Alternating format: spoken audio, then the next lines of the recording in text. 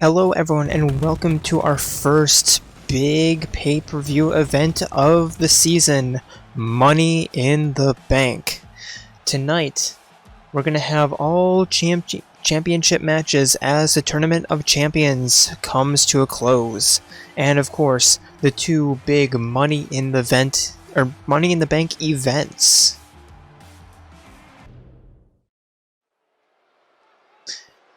And first off, introducing the first JWE Nexus Championship match. It's scheduled for one fall, and it's for the men's undisputed, the Universal NXT World Championship. Making his way to the ring from Japan, weighing in at 146 pounds, Win Kobayashi. The JWE Nexus Championship, a match between Jayromada and Eclipse, and representing Eclipse, it is none other than the ultimate lucky student himself, Nagito Komaeda. Not participating in the JWE Eclipse Tournament of Champions, rather saving his strength for this particular match. And his opponent, who did participate in the Jayromada side of the Tournament of Champions, it is 9S. And his opponent from the Machine Age, weighing in at 286 pounds, Niles S. 9S falling in the first round to Dr. Eggman and having a full week of recovery to then be able to participate in the Nexus Championship. Now there are a couple of rules for this championship. First off, it is always a one-on-one between Jayromada and Eclipse. Second off, there's the men's and women's side, always participating first and second respectively. Third, if and when you lose a Nexus match, that is it. You can no longer fight for the Nexus Championship. The winner will and the holder will continue to defend for as long as they can, but once they lose, there is no redemption.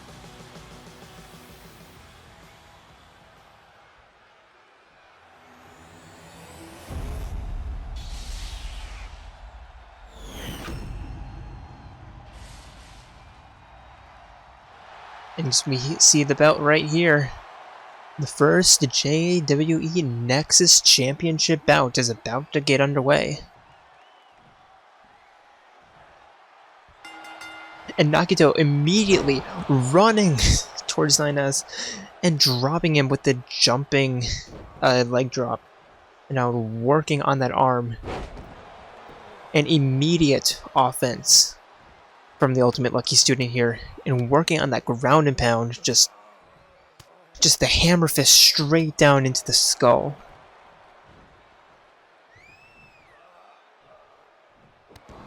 Stepping on the hand and stomping on that arm, and working on that ground and pound even more. Nagito making a very strong first appearance here, at least in the early stages of the match, and 9S forced to roll outside the ring. Nagito following him with a suicide DDT. But 9S throwing Nagito right into that post right there, and a release back to belly suplex. Count up to 3. Now throwing Nagito into the barricades. 9S in the ring, and Nagito joining him. Immediately. But Nagito, nice reversal there. The backflip outside of that suplex attempt. Throwing 9S into the corner and jumping forearm. 1. 9S kicking out at 1. Nagito taunting 9S, trying to get him to attack, and 9S happily obliges with that back salt head scissor takedown. And now neck breaker there. And picking Nagito back up. And jumping knee to the chin. Knife edge chop, and 9S continuing this offensive barrage. Trying to get on the board early for Jayromada in the Nexus Championship scoreboard.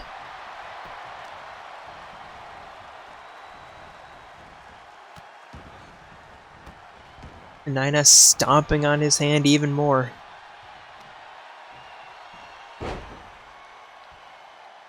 Now figure 4 leg lock, just working on that base.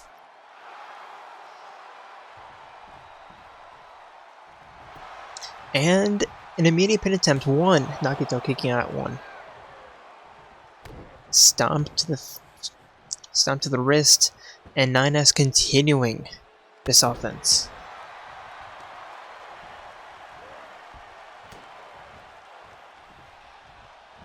And another jumping knee to the face, and a pin attempt, 1, 2. Nagito barely getting the shoulder up there, and 9S cannot believe it. Nagito trying to get himself up on his feet in the corner, but a knife edge chop, but nice reversal by Nagito to make sure that it was only a combo of 1 move. Huge back elbow. Now Nagito jumping kick. Picking 9S back up onto his feet in the clutch, but Nagito feint DDT. Oh, sending 9S outside, and a double knife edge chop. Nagito getting the better though. Now kicks to the face and 2 more back elbows. And Nagito not very happy with the middle round there.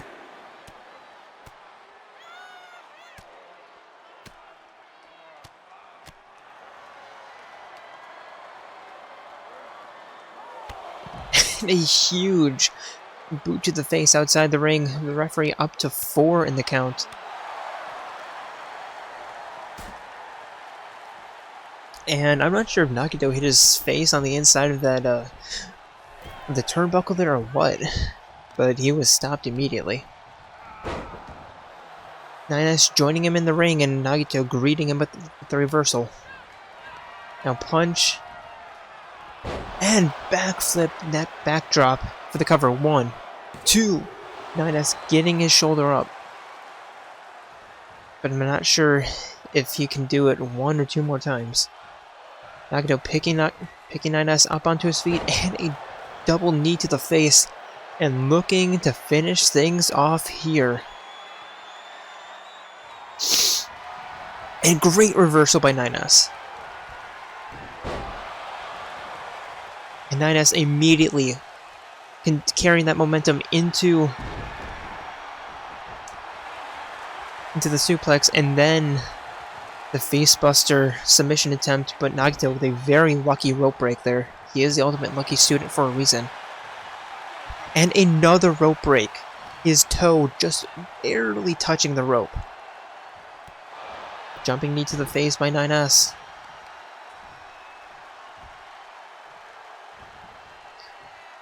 Perhaps he should consider trying to cover Nagito on the inside of the ring?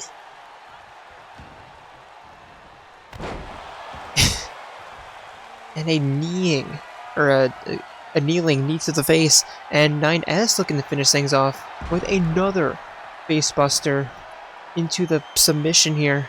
Nagito trying to get out, and eventually tapping out, and 9S getting the inaugural JWE Nexus Championship belt.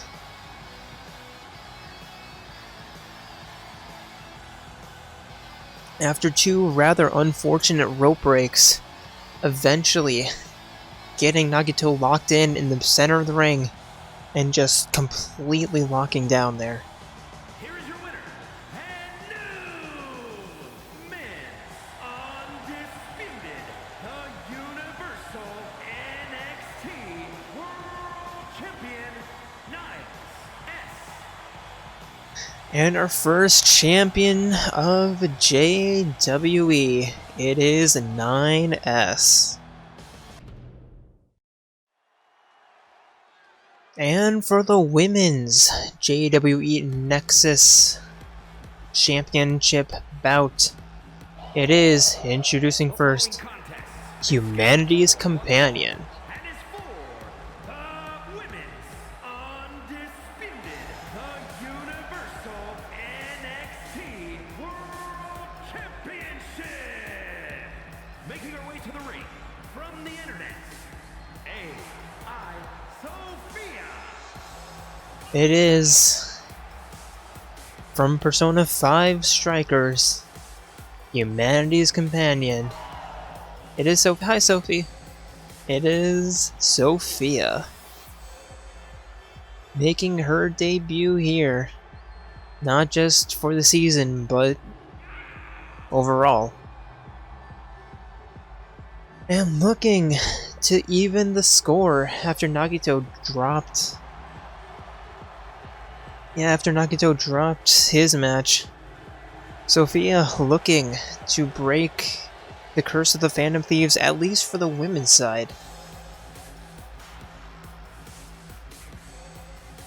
And become world champion.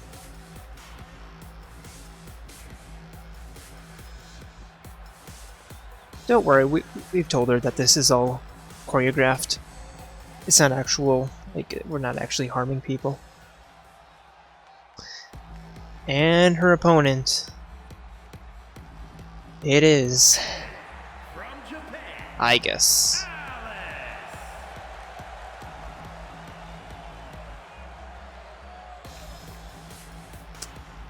From Persona 3,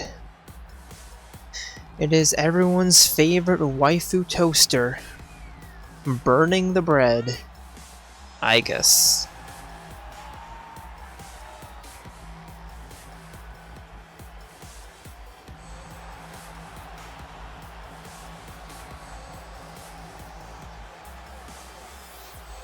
Tonight we have an AI versus AI bout for the Women's JWE Nexus Championship.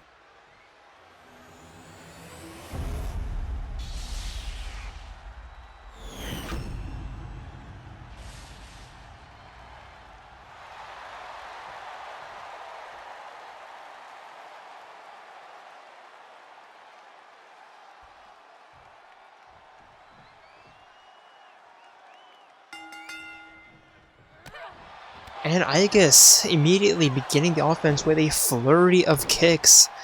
Now is spinning elbow, spinning drop elbow, and working on the arm of Sophia. And I don't think Sophia was prepared for the amount of competition that she was going to be facing up against this season. Welcome to the big league, Sophie. And Aigis,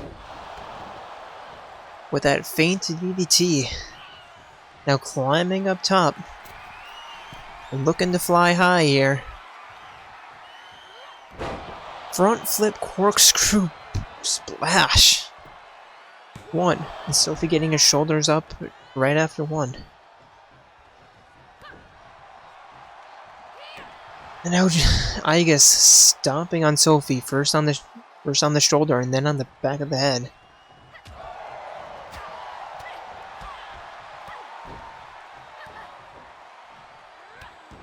And continuing this offense, Sophie hasn't even gotten an attack in yet. Aigis trying to get Sophie up onto her feet. And suicide spear, but Sophie getting out of the way.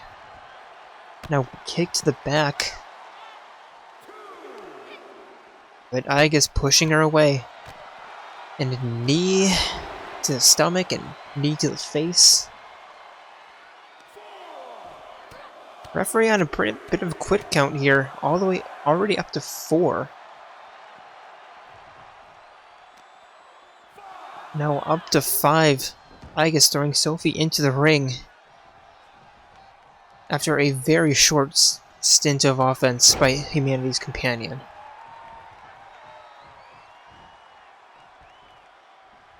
Aigis picking Sophie back up and throwing her into the corner. Now kicks to the spleen and jumping kick to the sternum. And going for the pin. 1, 2. Sophie kicking out, but it's not looking good. Now Aigis climbing up top, looking to soar once more. And connects with the 580 splash. 2. Sophie getting a shoulder up once more. The absolute resiliency.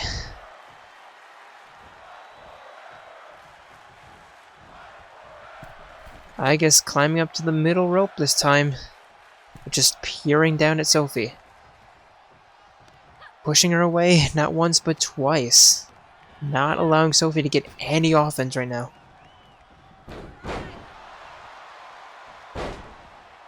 And missing on that attack there. But now picking Sophie up and throwing or catching that neck against the rope. And Sophie, I don't think she really knows what to do right now.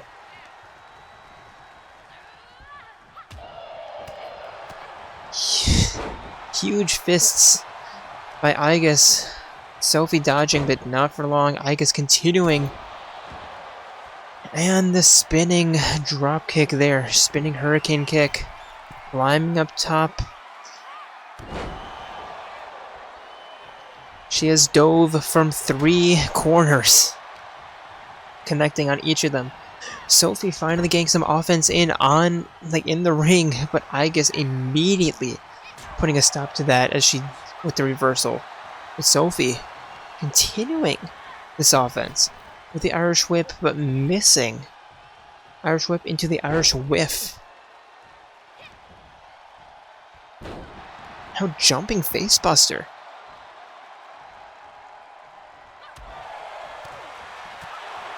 And a grand uppercut there. And the Irish whip not missing this time, but the jumping double knee to the chest. Now knee to the forearm. And Sophie feeling herself a little bit. Following at Aigis outside the ring. Bit of a mistake there. As Aigis drops her knee into the back of Sophie's neck. But Sophie, nice dodge. It's reversal after reversal here. But Aigis getting the last laugh.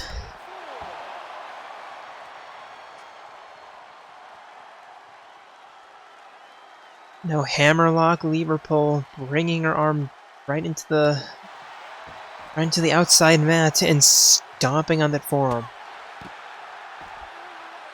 Now terminating knee to the face.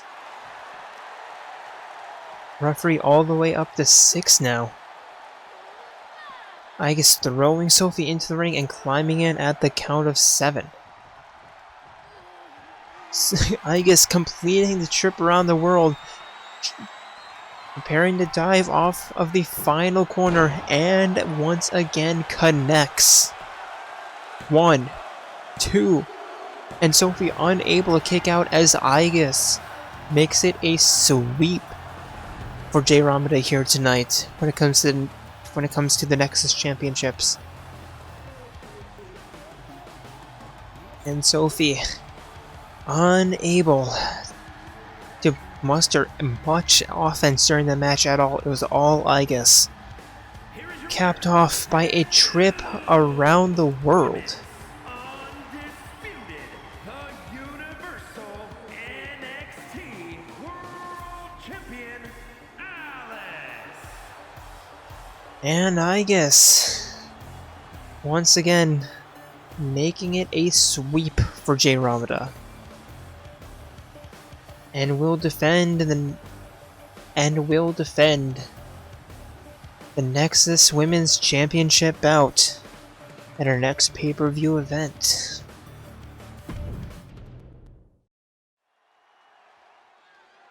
And our first conclusion of the JWE Tournament of Champions.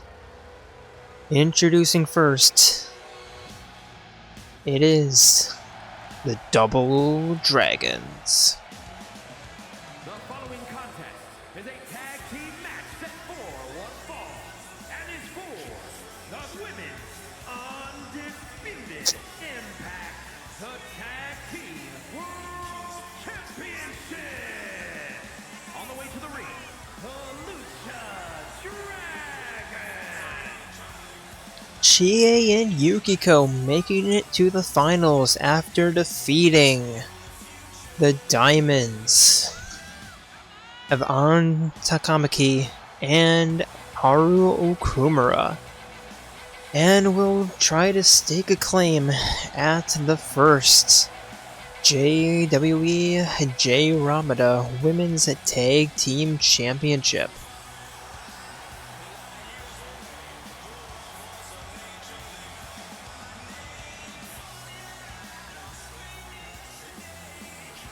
But first, they have to get through their opponents trying to do the same thing. It is Charla and Tifa Lockhart, the Mech Femmes. And their opponents, the Grinders. Making their way here after defeating the double-edged blades of Pyra and Mithra. So many names ending with A. And yeah, trying to continue your momentum into this match and win the inaugural JWE Jayromada Women's Tag Team Belt. And after a bit of... after some long matches last week, when it comes to the tag teams, we have decided to make a couple of rule changes.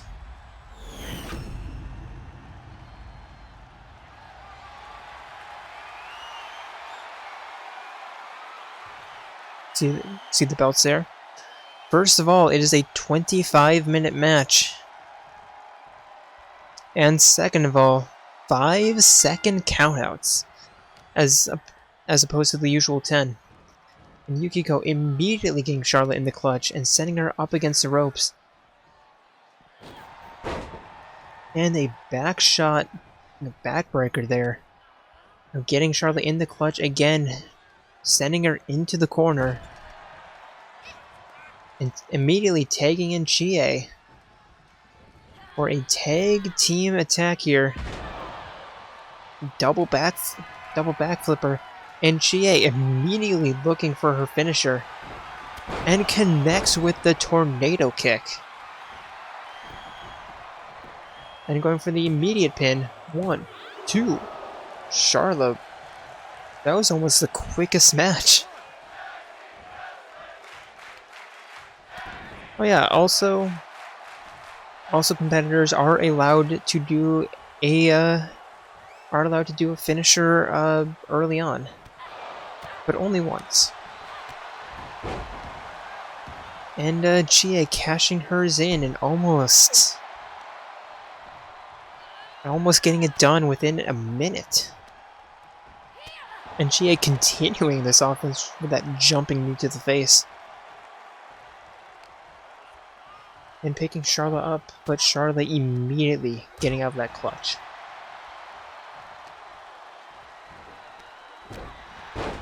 And now tornado facebuster. And taking in Tifa.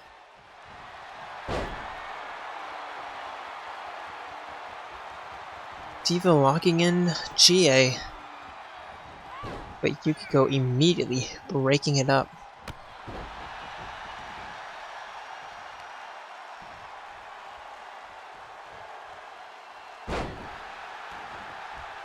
And now leg twist, leg breaker, and stepping on her chest.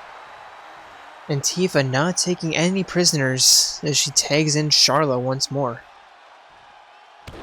Charlotte with the immediately going for that leg drop. And now GA rolling outside the ring, having 5 seconds to get in. GA slow to get up onto her feet, but does. 2 seconds left, and GA climbing in.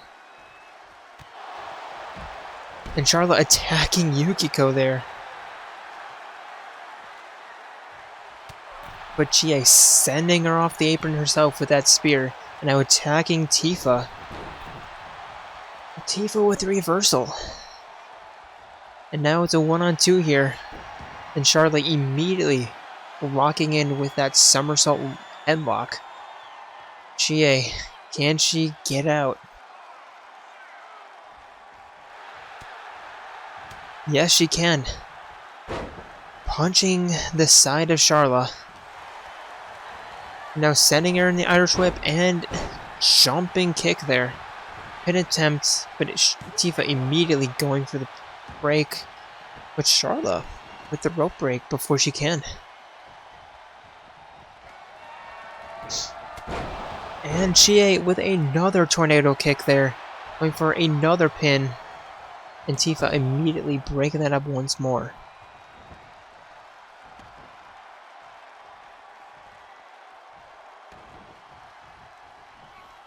GA stalking in the corner. And now sliding splash. And finally taking in Yukiko. Yukiko getting her first action after that 10-second tag. And jumping double knee to the face, and Tifa once again breaking that up. And a somersault dive there. But Yukiko immediately following that attack up with a cartwheel knee herself. Now GA taking care of Tifa on the outside of the ring. Yukiko taking care of Charlotte on the inside.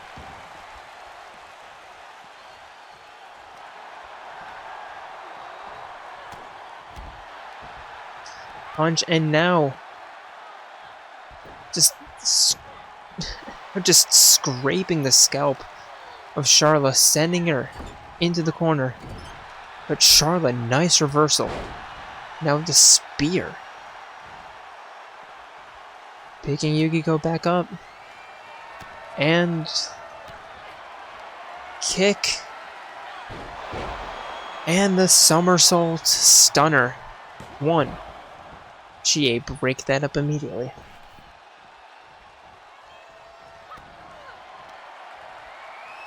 And another somersault stunner by Charlotte. Going for the pin. 1, 2. Yukiko getting her shoulder up. Just in the nick of time.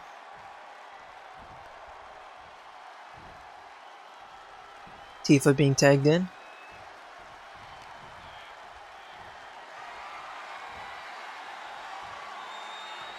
And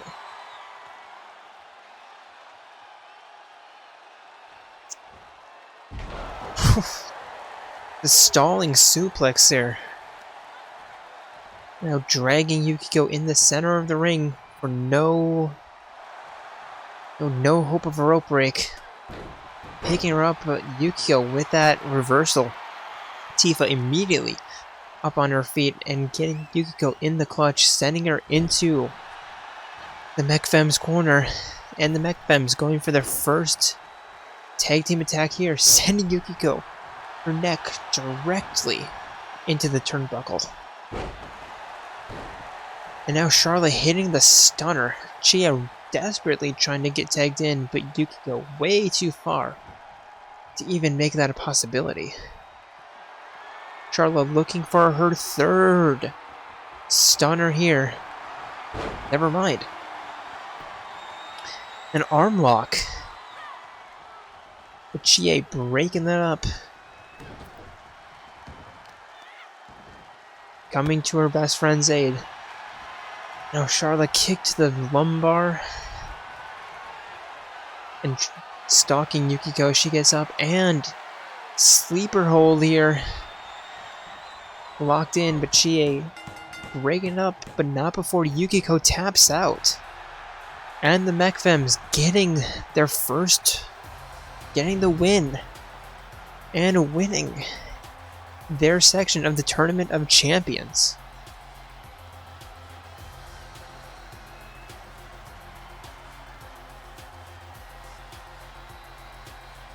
Here are your winners, the Grinders.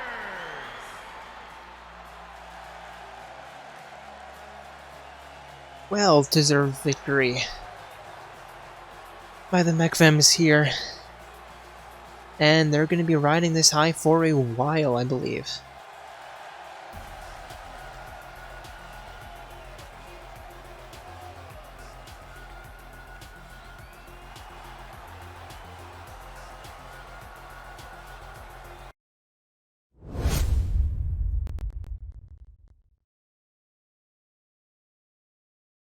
And the conclusion. As I said, the Mech Femmes winning their side of the tournament and becoming the first Jayromada Women's Tag Team Champions.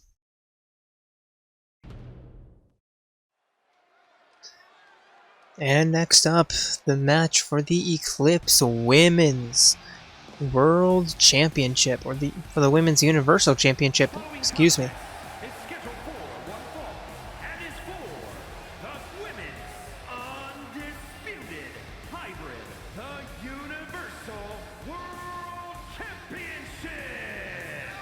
Making her way to the ring from Monterrey, Mexico, Dungeon Master Lexibor. And Lexibor, the first contendant of this championship match, making her way to the ring after defeating Ibuki Miyota and Fiora.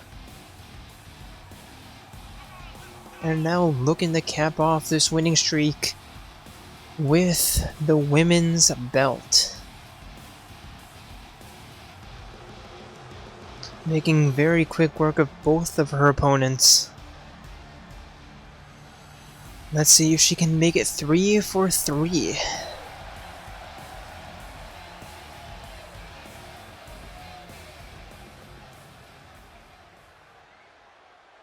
And her opponent, a bit of an underdog in this tournament. It is the newcomer, the bringer of change, Delta. From Winnipeg, Manitoba, Canada, Diane. Delta having as I said, a bit of an underdog story here. First defeating Yukari Takaba, and then Mu Iruma.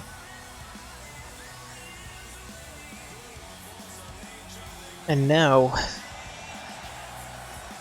trying to face off, or now facing off against Lexi for the championship belt.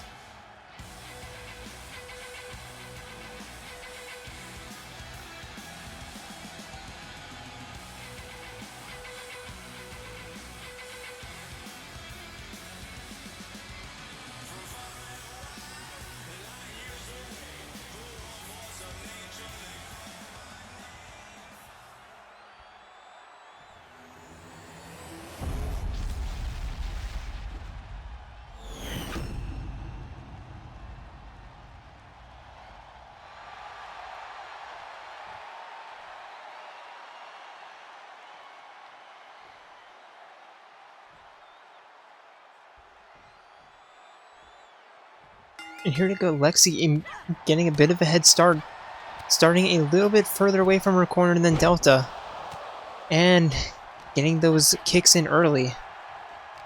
Trying to springboard, but missing.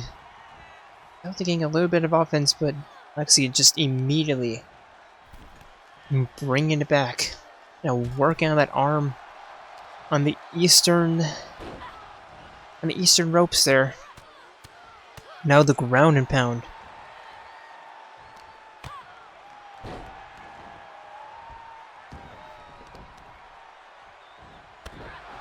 Delta getting a little bit of offense herself.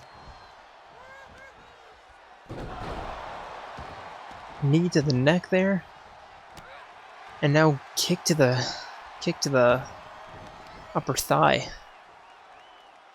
Now stomping Lexi's leg into the canvas. Doing a bit of her homework. And now the Delta splash there. Yeah, as I said, Delta doing a little bit of homework, knowing that Lexi is a kickboxer. And, well, as it's evident in the name, utilizes a lot of kicks, meaning that if she can weaken her legs, then that pretty much nullifies any of Lexibor's potential offense. Lexi climbing up top, looking to dive outside. Bird takes flight, but missing. But Delta missing herself.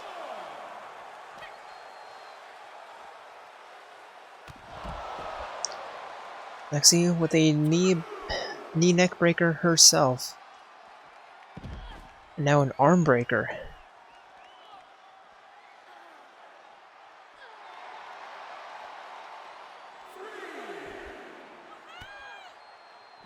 Count already up to 3. Since this is a singles match, it is a 10 count, not a 5. So not really too much of a hurry to get in right now. Delta working on that ankle. Up to 5 right now. And Delta throwing Lexi into the ring. And now jumping face breaker. And an Irish whip. Diving down. But not much offense after that. Lexi unable to get much offense going.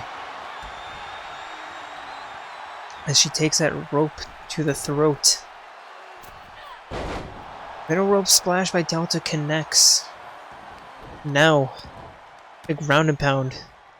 Just continuing to try to wear her opponent down. The kick dodged and a kick herself by Lexi. Now coming back with that reverse Russian leg sweep. Pin attempt. 1, 2. Delta getting her shoulder up at 2. Lexi picking Delta up. A big boot to the face. And boot to the back of the skull.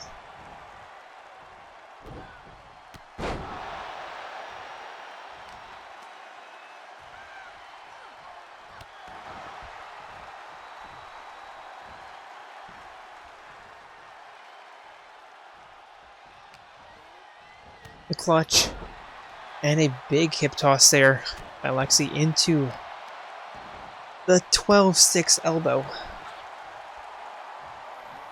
Now walking around, probably just trying to get some blood back into her legs. Nice corkscrew toss into the leg puller. Delta rolling out.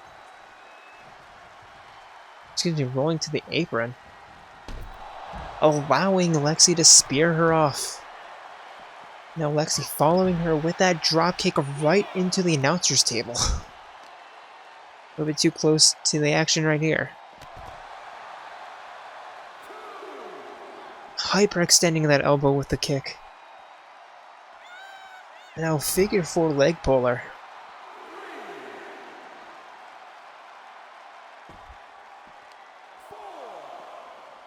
Very quick 4 count. And a nice reversal back elbow there by Delta. Throwing Lexi into the corner barricade. Lexi rolling out with a reversal of her own. Dropkick into the barricade. Now just tossing her from one corner of the corner to the other corner of the corner. That made sense in my head. Up to a 9 count. Delta needs to get in the ring if she doesn't want to get counted out.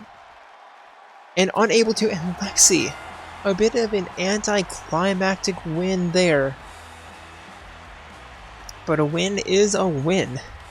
Using the rules to her advantage, wearing down Delta in the corner on the outside of the ring. And not stepping out to reset the count.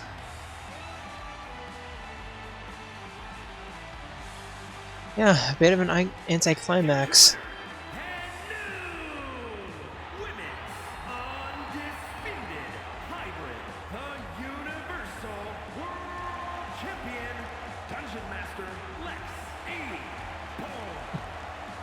And Lexi, the first JWE Women's Champion, or excuse me, first JWE Eclipse Singles Champion.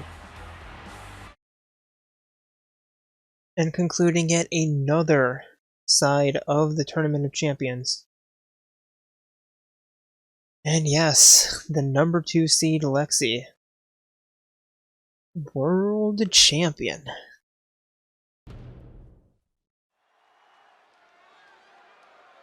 And now for the JWE Jayromada Men's Tag Team Championship. Introducing first, it is the Vision Warriors.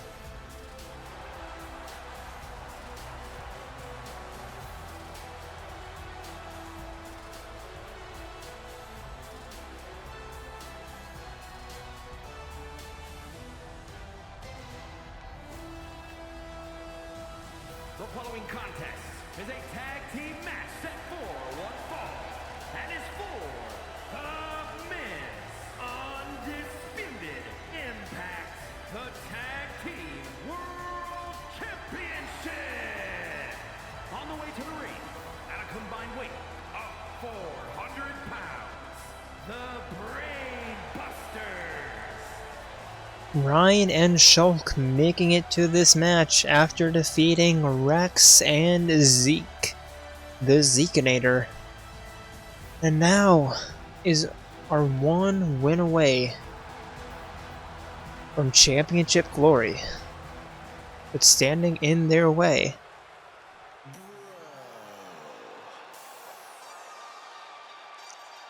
from the underground, it is Sans, it is Papyrus, they are the Skelebros.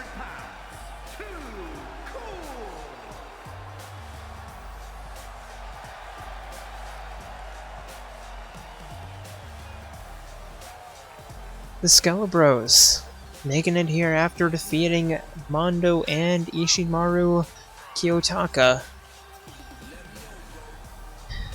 The Ultimate Brotherhood. And now look to perform yet another upset.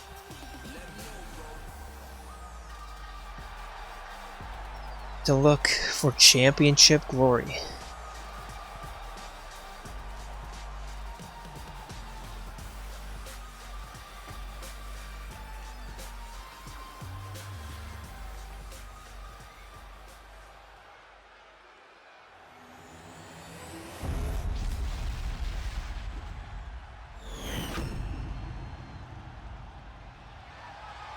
As we see the tag team belts here.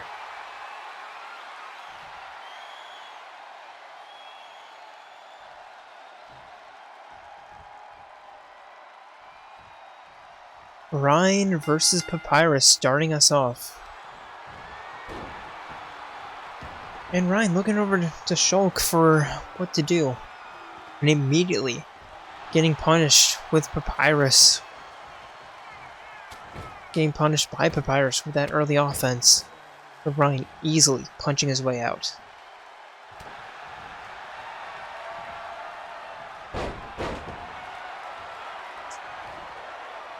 Not sure if that was a reversal or what, but Papyrus continuing this offense against the Bionicle Brute here.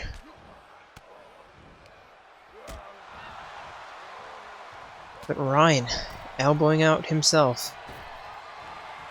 Now sending Papyrus outside the ring. And just what is Ryan thinking here? Ryan running away, slingshot, and sending Papyrus right into that barricade. All 200 and whatever pounds of Ryan.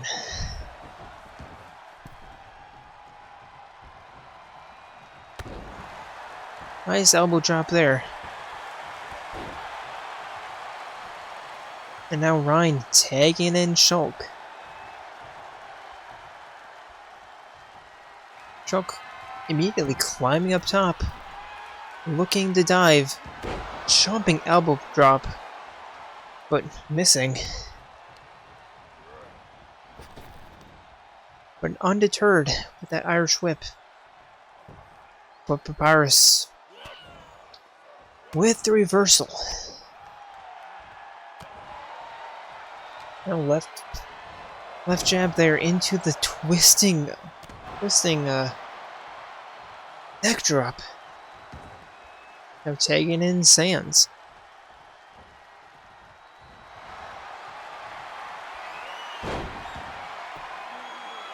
Sands Hurricane Rana takedown. Working on the arm. But Ryan trying to break that up, accidentally kicking the referee in the process. Sands missing that springboard attack. Nice knife edge chop, and now working on that left leg. Shulk in the clutch. Now tagging in Papyrus for a dual kick. Shulk just managing to tag in Ryan. Now Ryan hitting the Ryan time, baby. And only a 1 count. Not sure what the ref was doing.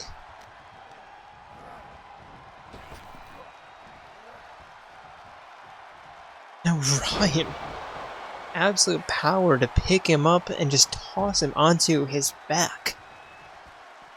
Now this match taking a spill to the outside.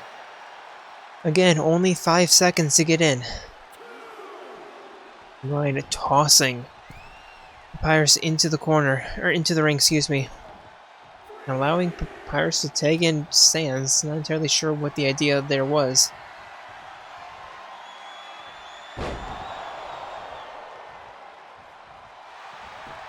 Now Ryan attacking Sands right into the corner. And Papyrus with the immediate breakup of that pin.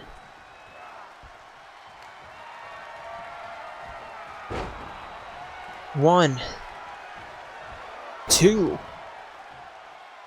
and Ryan with the triple suplex. The Rhineplex there, triple Rhineplex.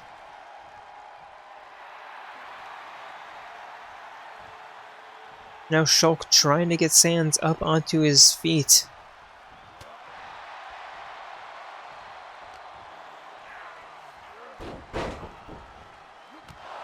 And a huge kick to the jaw there.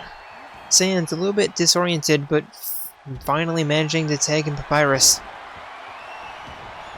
Papyrus hip toss into the submission attempt, but Shulk immediately kicking out.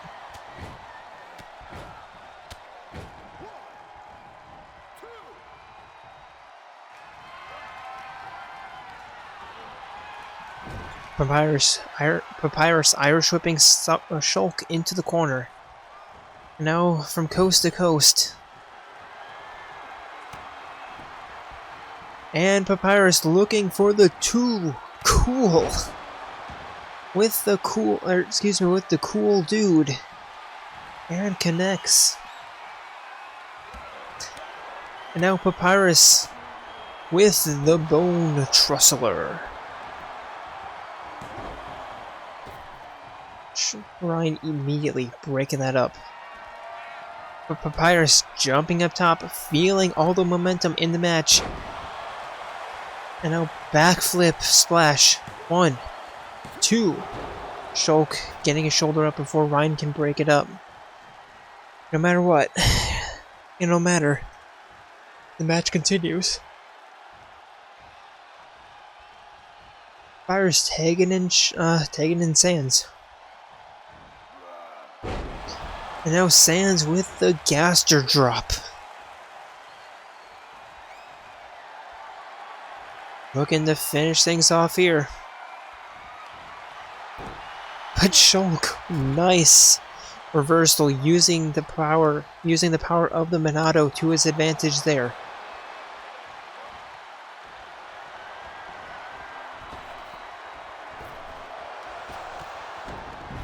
And now apron dropkick. Tagging in Ryan. Ryan sending Papyrus flying. Now jumping elbow drop.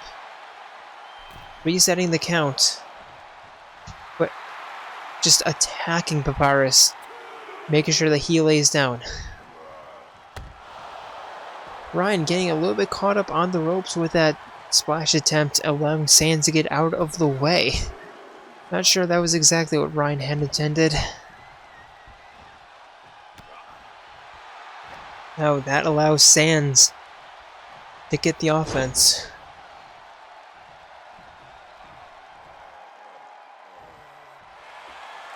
And working on that arm. Sans hobbling over, tagging in Papyrus. Now Papyrus jumping punch, but blocked.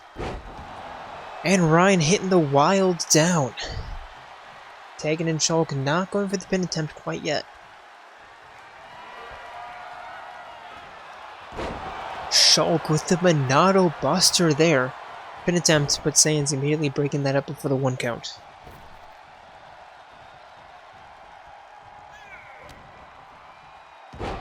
And Monado's...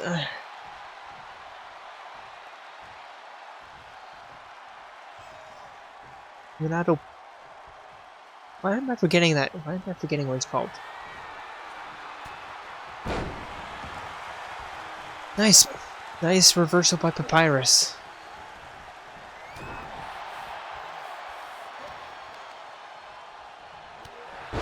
And now hip attack there.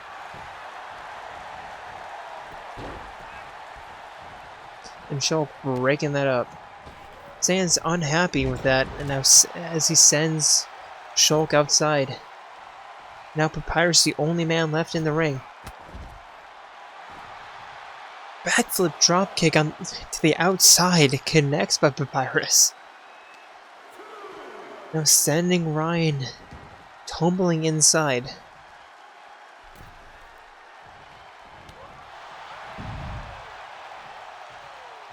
Papyrus climbing in, but Sans sending him immediately outside. Or, excuse me, Ryan sending him immediately outside. Ryan trying to attack Sans, but Sans with the reversal allowing Papyrus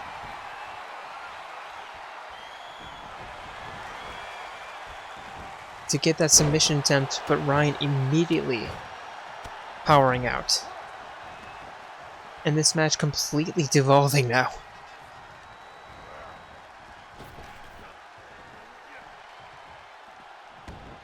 And another reversal by Papyrus. 1, 2, Ryan powering out. And Papyrus looking for another Bone Trussler. And connects. An attempt here. 1, 2, no partner to help out. And Papyrus getting the victory.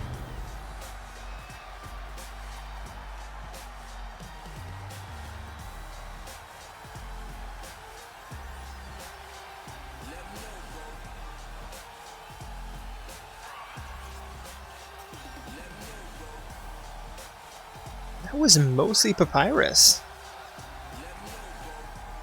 Here are your winners. Too Cool.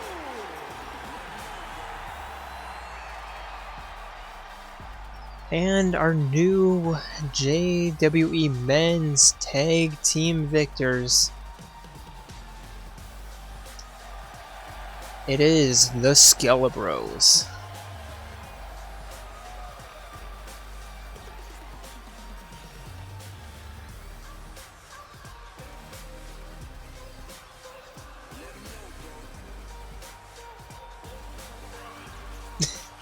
There we go, Sans.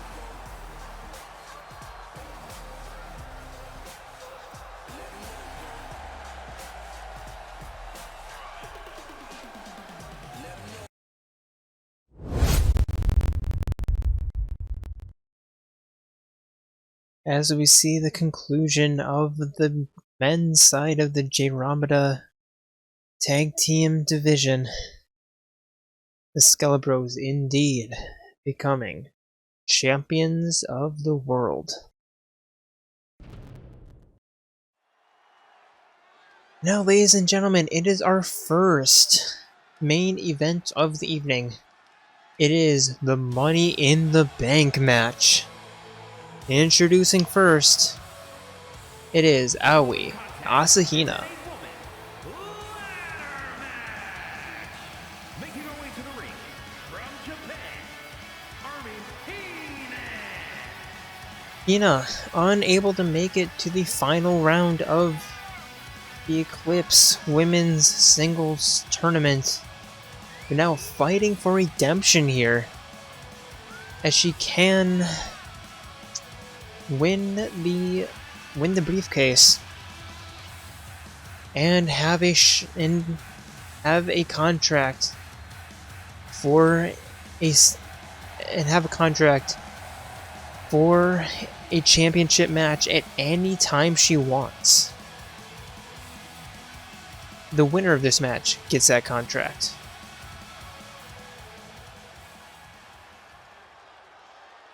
And our second contestant, also looking for revenge. It is Fiora, falling in the semifinals to Lexi, trying to potentially making it personal here, as if she wins this match, she will have a shot to cash in and fight Lexi for that, get a rematch and fight Lexi for that championship belt.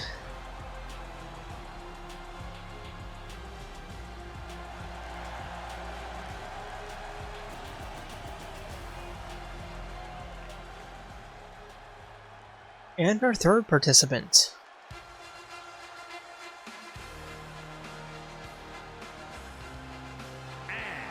it is Sumire Yoshizawa.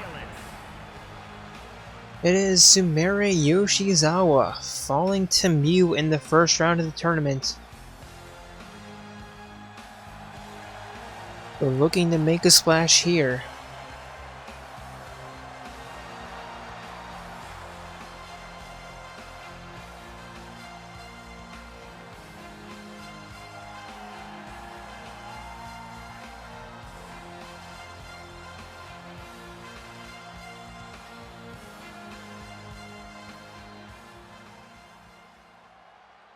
And our fourth opponent,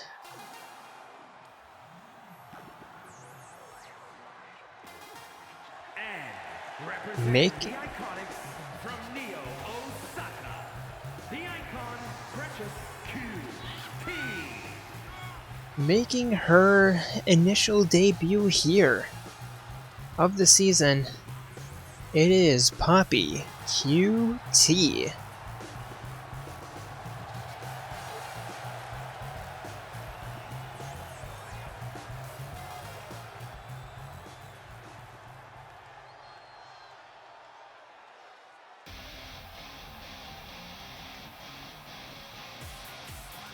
And our fifth opponent. It is, representing the Harmonious Truth, Kyoko Kirigiri. Kyoko, unable to secure a tag team championship match, but instead looking to fight for the briefcase here, and perhaps fight for that singles tournament, or that singles championship. And maybe even looking to become a double champion in the future.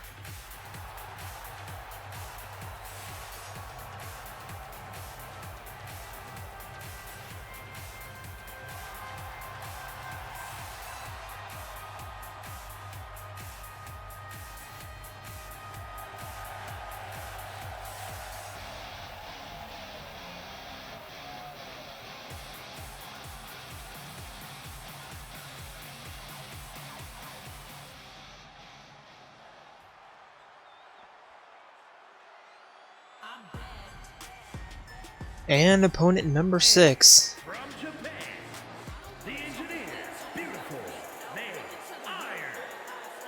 It is the Golden Girl herself, Miu frickin' Aruma.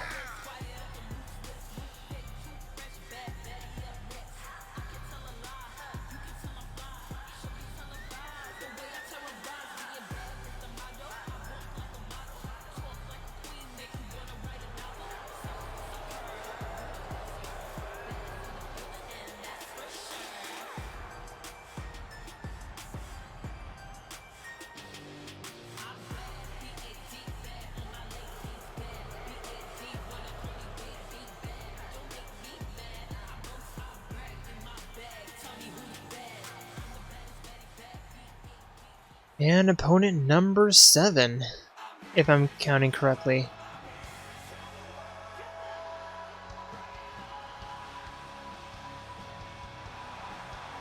And from Japan, Yuri Tanaka. It is Yukari Takaba.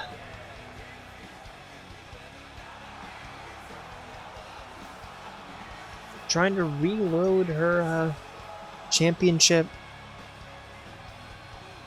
Trying to reload her championship contention, I guess, is the word I was looking for. After an unfortunate exit early on in the tournament, but not out quite yet.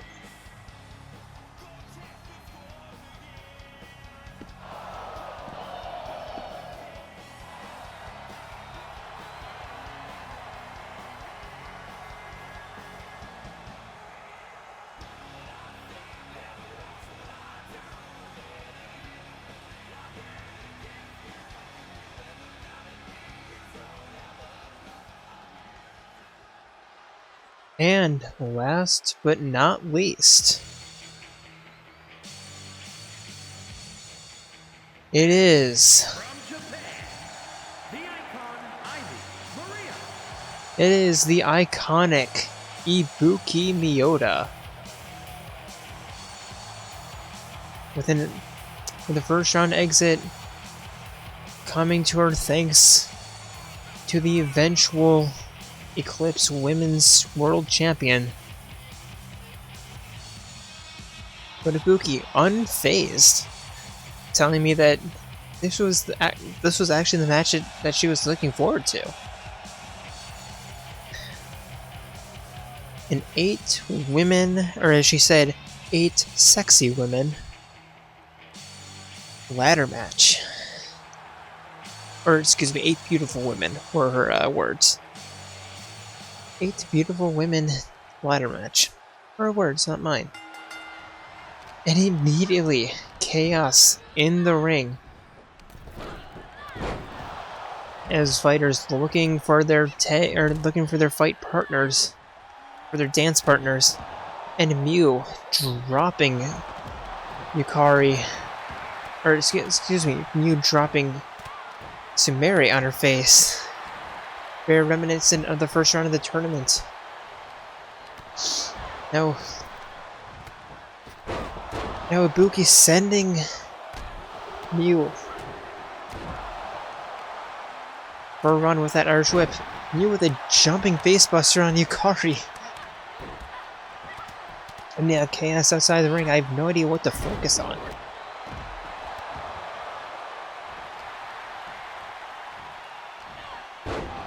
The purpose of a ladder match. Get whatever's hanging above the ring. In this case, the Money in the Bank briefcase. All you need to do is unlock it, and it's yours. And Yukari, or excuse me, and Sumire, going for a around the world trip against Fiora. Now jumping and Ibuki jumping, and they both missed. Ibuki sending sending Fiora, running with that the Irish Whip, and Yukari sending the first ladder into the ring. I have no idea how to commentate this. And if we have a steer chair already outside from underneath the ring. Absolute chaos here. Yukari sending Fiora into the corner, but Poppy with that drop kick. Now we have all but 2 inside the ring here. Excuse me, all but 3, all but 4. As quickly as they spilled in, they spilled back out. Kyogo attacking you with the steel chair.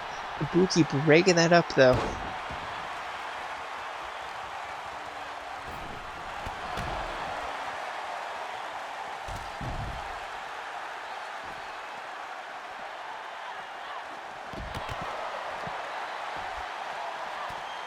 And now nobody in the ring, not even ladder in the ring. Ibuki seeing her time to shine here, sending the ladder up on the inside. No contention here. Aoi being thrown into the ring.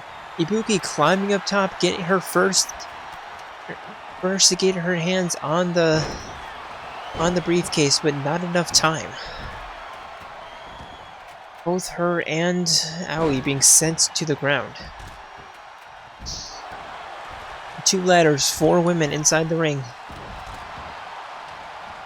Mew, the next person to pick up a ladder, but Poppy immediately sending her into the ropes and sending her flying.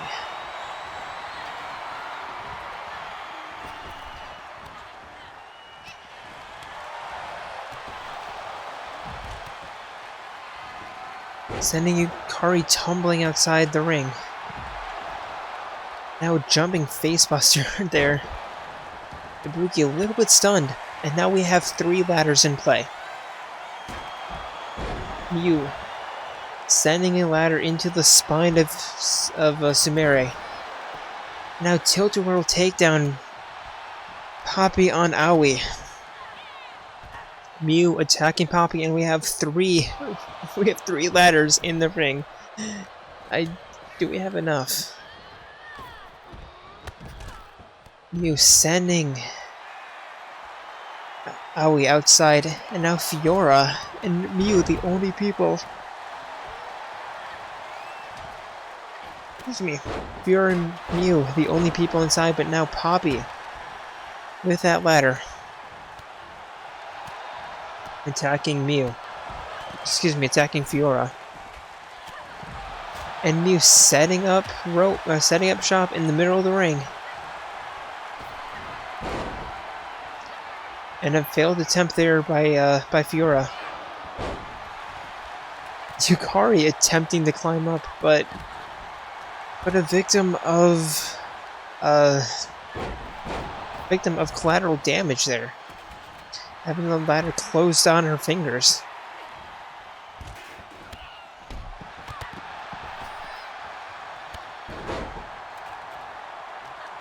Curb stomp there. Ibuki on Yukari. Now Poppy knee to the eye socket. Now spin kick, sending Ibuki into the corner. Kyoko having Aoi on her shoulders. Now Fiora sliding in.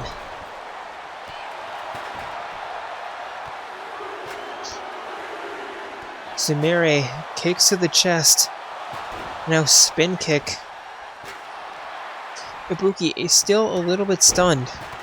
And Fiora with that reversal. Ibuki finally outside the corner.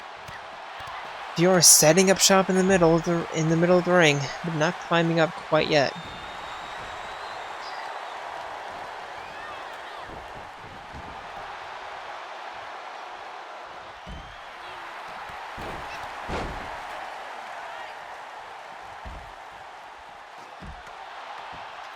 Ibuki seeing her chances yet again.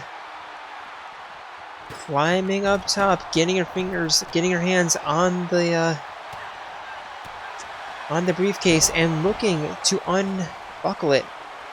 Making very good progress here. But Fiora attacking her. And Ibuki forced to retreat. Now sending her down, falling. Ibuki making very good progress, but unfortunately unable to finish it off.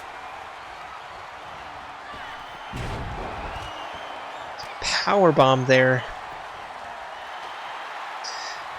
by Yukari on Mew, and now Sumire setting up shop, setting up the ladder in the middle of the ring there. And Mew taking advantage of Sumire's distraction. Mew climbing up top, her weight holding that ladder down as Fiora was tossed into the ring. Mew, one lock away, and Mew getting the briefcase off and becoming Miss Money in the Bank. Chaos and Mew taking full advantage. Everyone distracted. Aoi unaware of how close Mew was.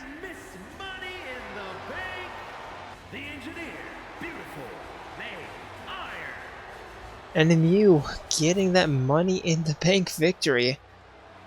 And can now challenge the championship holder at any point in the season she wants, even in the middle of a match.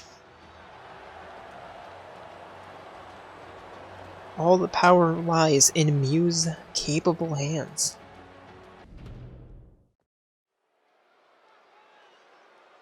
And now, the balance of fate for the JWE Jayromada Men's Singles Championship contention lies in this match. And is for the men's undisputed Impact, the Universal World Championship. Making his way to the ring from Tokyo, Japan, weighing in at 140 pounds, Gordon Alexi. Making his way to the ring from Tokyo, Japan, weighing in at 140 pounds, Gordon Alexi. And still introducing him twice. It is Goro Akechi.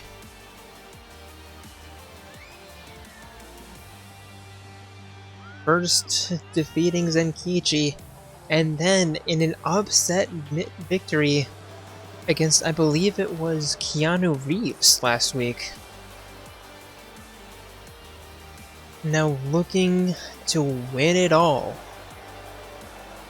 Will he be number one by the end of tonight?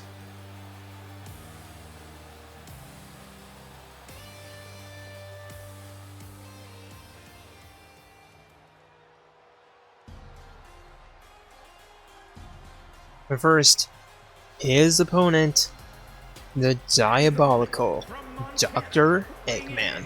300 pounds, the engineer, Dr. Eggman.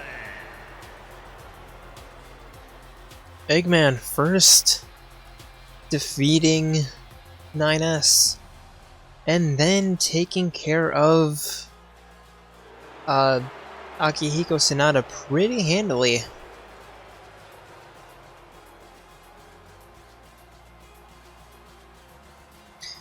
And is now a quite heavy favorite to win this match.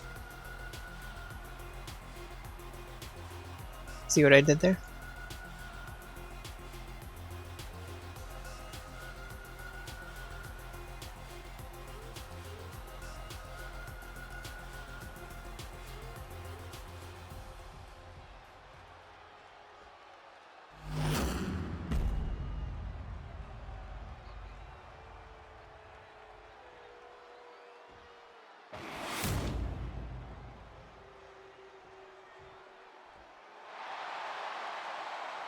Championship gold on the line here. Black gold in this case.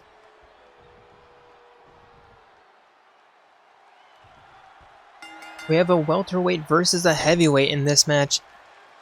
And Akechi immediately getting up, stepping outside the way of Eggman's attack there.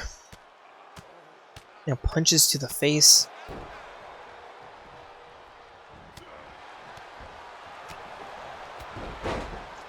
And a tripping spear there. And Akechi getting full control of the match early on. Knees the man-titties of Eggman. And now springboard Superman.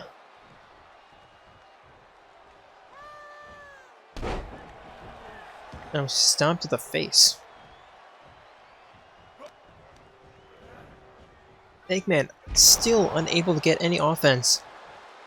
With Akechi with that misdirecting neckbreaker.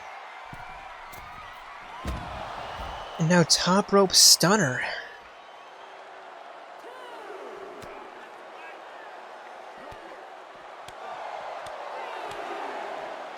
Quick count here by the ref. Already up to 3.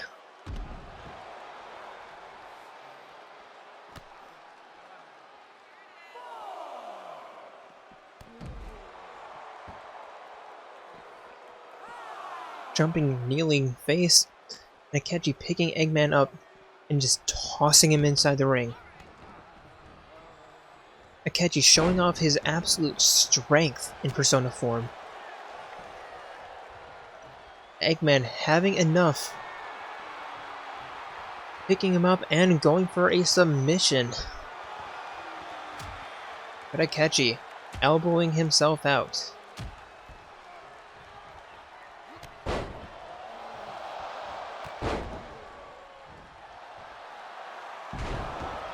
And a huge facebuster into the corner there. Pin attempt here. 1, 2. Eggman getting his shoulder up.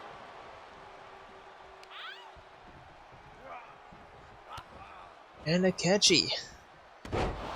Another facebuster there with the strength to pick up all 300 pounds of Eggman. I have no idea where he's keeping all this muscle mass. And the absolute killer reversal there.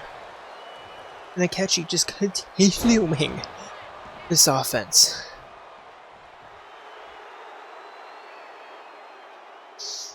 You know, as they say, one match away from as the crow flies. And the crow is certainly flying here. Akechi facebuster, but rolling Eggman right into that rope break.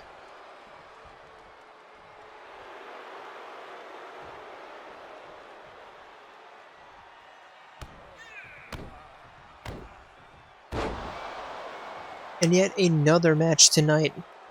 Just pure domination. Akechi, the crow, looking to fly, spreading his wings, and missing. Eggman with that headbutt there. Headbutt reversal. But Akechi with a reversal of his own, and now jumping face breaker on the outside of the ring. Diving splash missed. as Eggman picks Akechi up on his shoulders, now running him spleen first, kidney first into the barricade, and Eggman looks to be bleeding a little bit.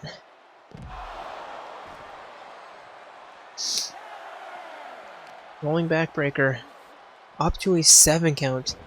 Eggman tossing Akechi in, following him inside the ring, getting him in the clutch and sending him into the corner for that egg splash. All 300 pounds of sexiness right into Akechi's gut. Eggman with the clothesline sending Akechi outside the ring.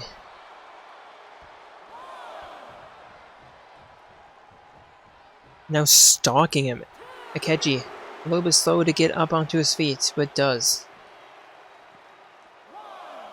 Eggman just picking him up and tossing him, almost catching his head against the apron. Akechi, with that reversal, sending thanks back. Up to a 3 count. Akechi throwing Eggman into the ring, and Akechi looking... I thought he was going for the phenomenal forearm. But instead climbing in, allowing Eggman for that Irish whip, a clothesline, and now with the egg breaker. Slow count here. 1, 2. Akechi able to get his shoulder up. But Eggman looking for the egg scrambler. And it connects. 2. And Akechi barely getting his shoulders up. I thought that was it. Eggman looking for another egg scrambler. And I don't think Akechi has one more. Hitting the egg scrambler, and Eggman 1, 2. And Akechi somehow with the resiliency to get his shoulder up. Eggman can't believe it. I can't believe it. I don't think the ref can believe it. The crowd cannot believe it. Akechi is still in this match for the time being.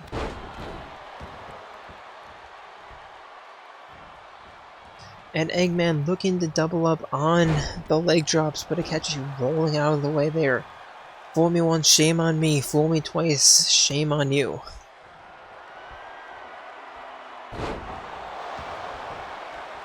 One, 2, and Akechi stealing victory from the jaws of defeat.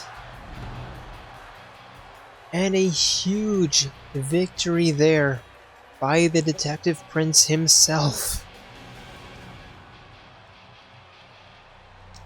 Somehow kicking out of 2 egg scramblers. Here is your winner, and new Men's Undisputed Impact, the Universal World Champion, Gordon Alexi. And a lot of disrespect there shown by Akechi, as he flaunts his victory over Eggman in his face.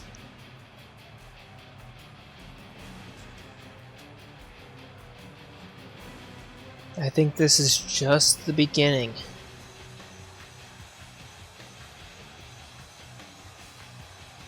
But yes, our new JWE Men's Singles Champion, Goro Akechi.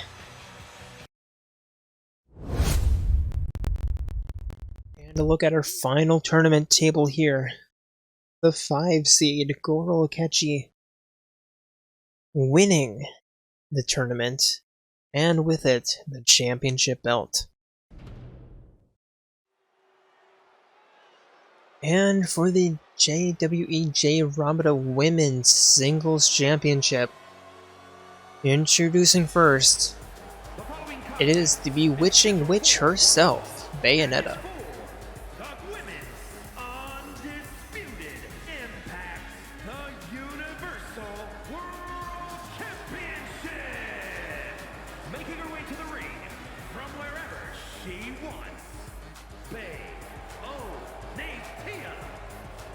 Bayonetta winning her first match against Mitsuru Kojiro. And then with a very big upset against the #1 seed A2. Makes her way to the ring here to fight for championship gold.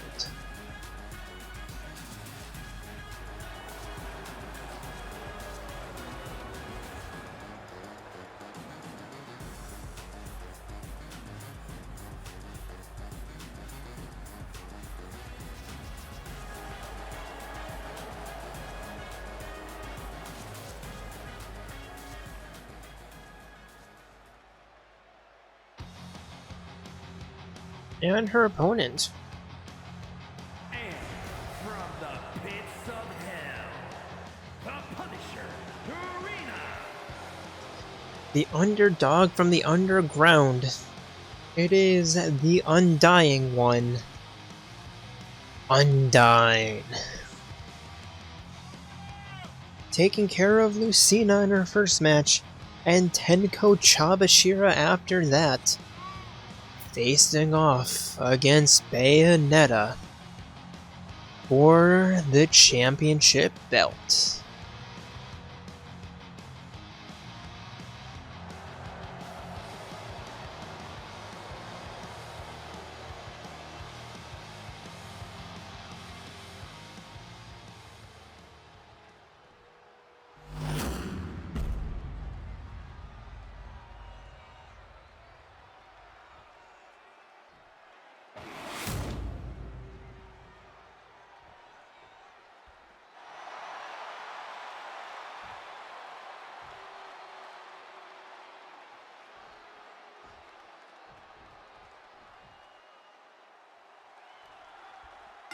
Here we go, Bayonetta and Undyne meeting in the middle of the ring. I tried to say that preemptively, but Undyne meeting Bayonetta in her corner with that jumping splash. Now sending Bayonetta onto the apron. Now the triple punches sending her off. And Undyne getting the momentum early in this match, but Bayonetta turning it around with those reversals.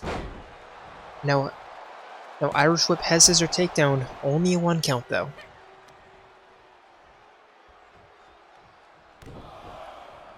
Kick to the sternum, 2. And the clothesline takedown.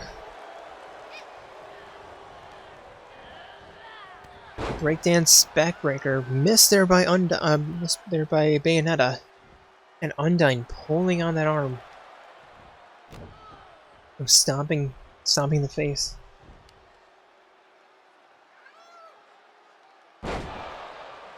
And a huge takedown there by Bayonetta, or on Bayonetta by Undyne.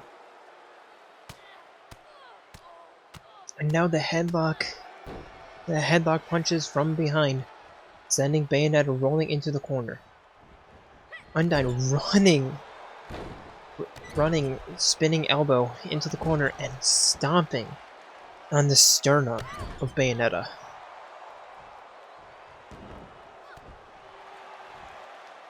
Stomp to the hamstring, now picking Bayonetta up. And fishhook standing submission attempt here. But Bayonetta tripping Undyne up and kicking out.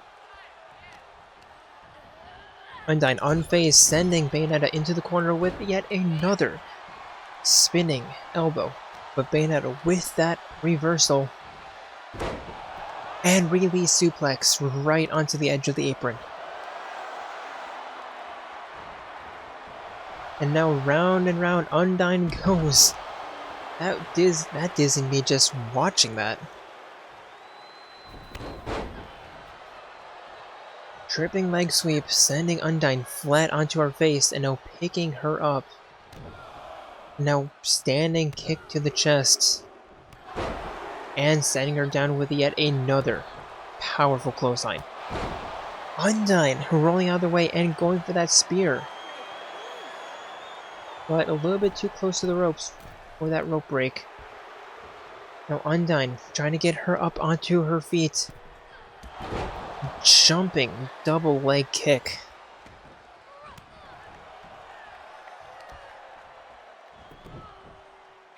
Working on that leg. Working on that ankle. On that Achilles. Bayonetta kicking her off again. Picking her up onto her shoulders and neck breaker. Going for the pin attempt here. Referee not really knowing where to go. 1, 2. And that slight hesitation by the referee allows Undyne to get up onto her feet.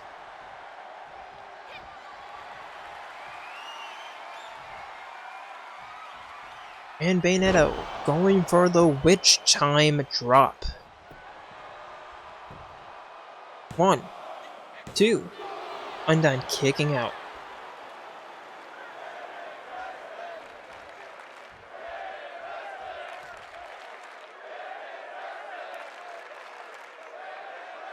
Undyne crawling to the apron with that double reversal.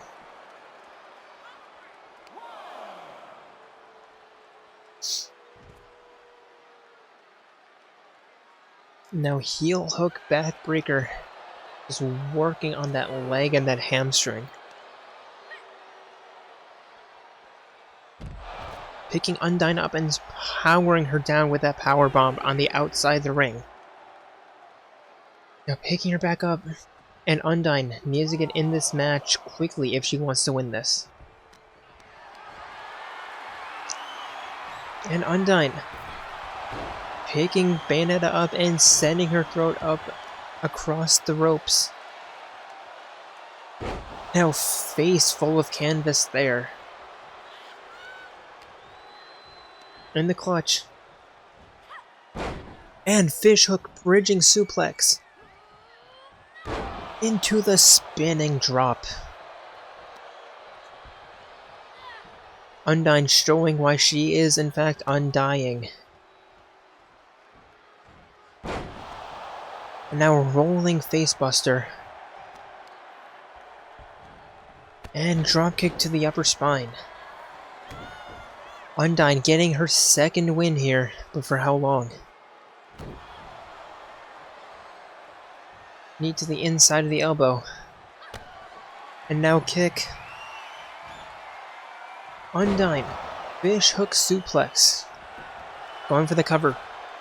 1, 2. And Bayonetta kicking out. Literally kicking out. Undyne couldn't believe the absolute raw power of that kick out.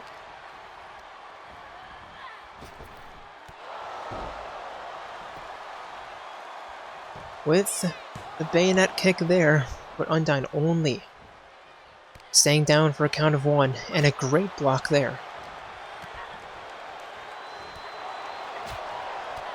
But Bayonetta continuing that offensive combo, and Undyne rolling outside.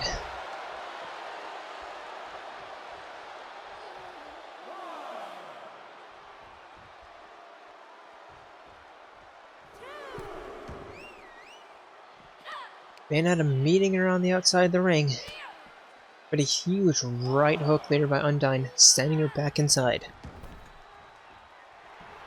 Undyne trying to get the power of the crowd behind her as she climbs in, and stepping over that sliding trip by Bayonetta. Backbreaker into the Russian leg sweep.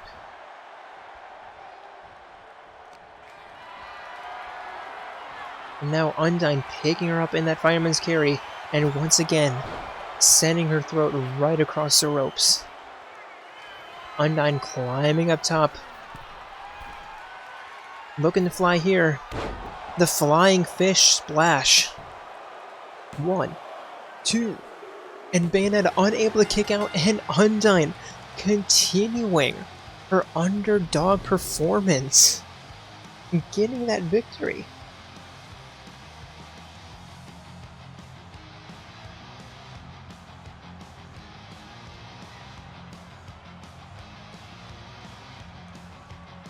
It wasn't the fish hooks. It wasn't the fish hook suplex that did Bayonetta in.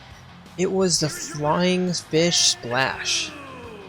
Women's undisputed Impact, the Universal World Champion, the Punisher, Karina.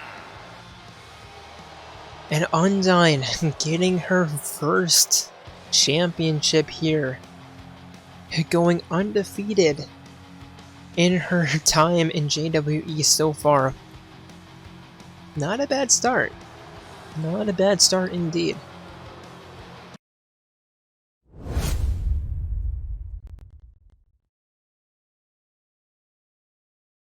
As we go to the championship tournament bracket here, and yes, Undyne, in fact, the underdog, taking championship glory. And now, for the JWE Eclipse Women's Tag Team Championship match, introducing first, it is Nia. It is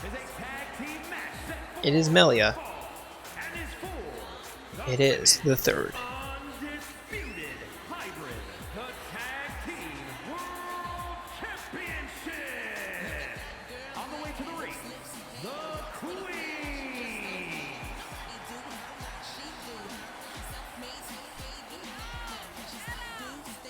Nia, the only denizen of Alrest to win her match, and looking to continue to break the curse of Alrest.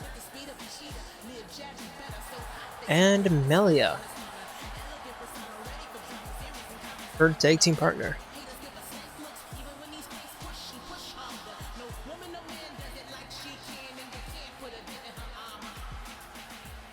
And their opponents. After an excruciatingly long match, both of these women, or both of these teams making it here after an excruciatingly long match. Their opponent, the Gestalt sisters, Papala and Vola.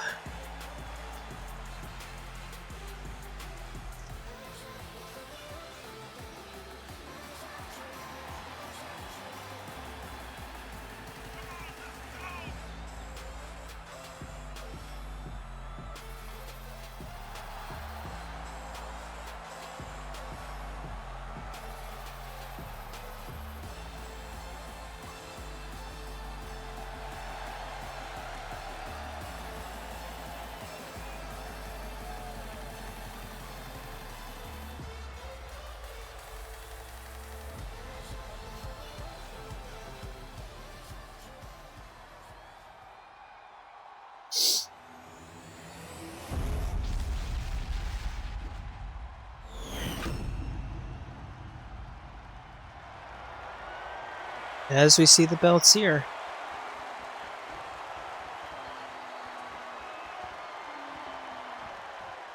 Melia in first, and Papola in first. And it looks like we do in fact have our tag team rules in force this match. As Papola immediately tagging into Vola. As the Vola, with that misdirecting back elbow, going for the pin on Melia. Melia immediately kicking out though.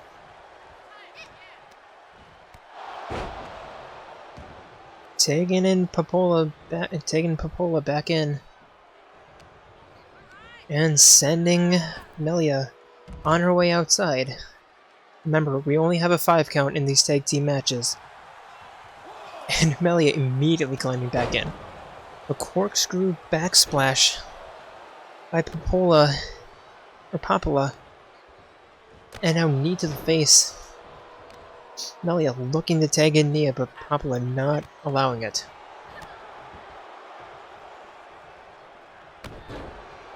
Now huge kick, and Papala attacking Nia before tagging in Vola.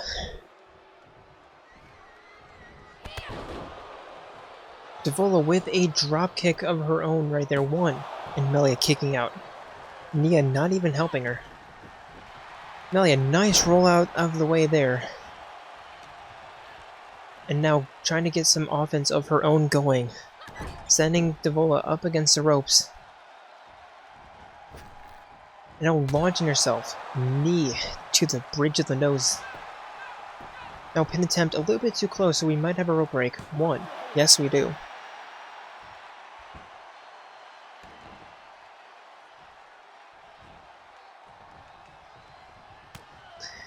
Melia, huge right fist into that diving facebuster.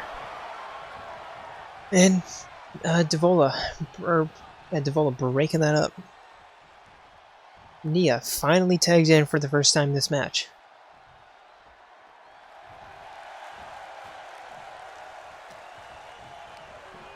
Sending Devola. Excuse me, I forgot who's in the ring. Sending Devola running. Now rotating, spinning elbow drop. And now backflip splash into the outside of the ring. Sending Devola back inside, Nia following her. Jumping in. Still pretty spry. Nia climbing up top to climbing up middle. And splash. Belly to belly splash. Tagging in Melia.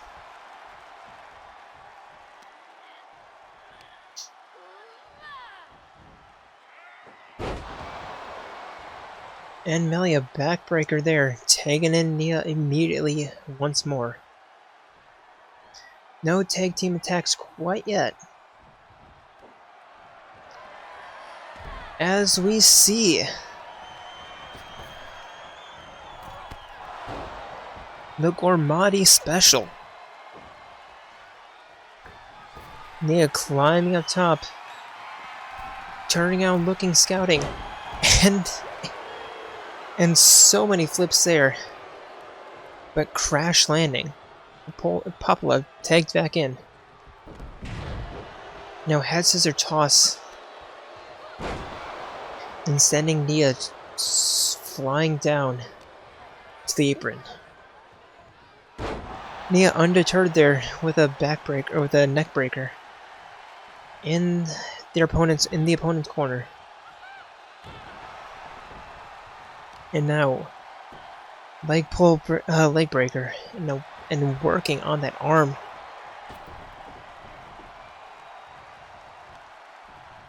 And attacking Devola. Popula coming to her sister's aid.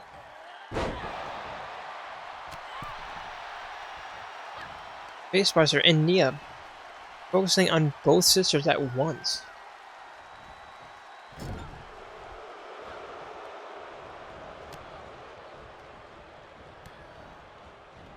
And now tag team attack here, double knee into the double suplex. Nia desperado tag, and now Melia is in. Melia immediately being sent into the corner, but nice reversal there as we reach the 5-minute mark of this match. And the reversal by Devola. Megan and Popula. Melia watching, but unable to do much about that head scissor toss. Now corner to corner drop kick, and Devola just stomping a hole in the middle of the high Entian's chest. Huge back elbow, but Devola with the counter.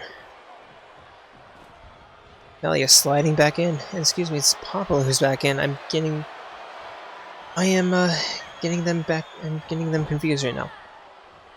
Nia breaking that up. And figure 8 leg lock locked in. And Melia immediately kicking out. And a 1 count immediately kicked out by Melia. Papala sending Melia into the corner. Where she tags in Devola, yes. And we're seeing another tag team attack here. And a huge facebuster. And a Desperado tag, this time Melia to Nia.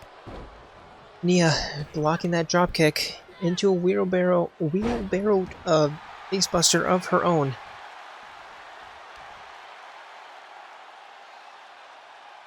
And a face plant. Nia using her cat-like reflexes to climb up and not learning her lesson, but this time connecting with that splash. 1, 2. Papala breaking that up before the 2 count. Nia looking to get Papala up onto her feet. And springboard head scissor takedown. 1. Rope break before Papala can break it up. Great ring awareness there by Devola. Melia finally back up on the apron. And Nia looking for another Gormati special here and connects. And Papala coming to her sister's aid once again. Nia tagging in Melia. What was Melia cooking on the apron? And slamming the back of her head into the mat in the clutch, but Devola immediately raking that up. Knife edge chop missing. And spinning neckbreaker there. Tagging in Papala. No tag team attack here. Melia was a little bit too far. Melia sending her into the corner with that Irish whip, but missing with that reversal.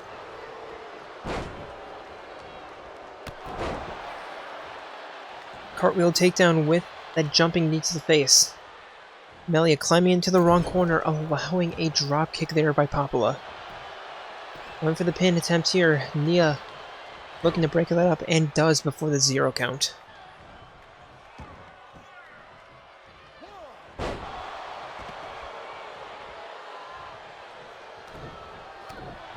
I was going to say the momentum swinging in the favors of the Gestalt sisters, but jumping back elbow by Melia, or springboard back elbow by Melia there.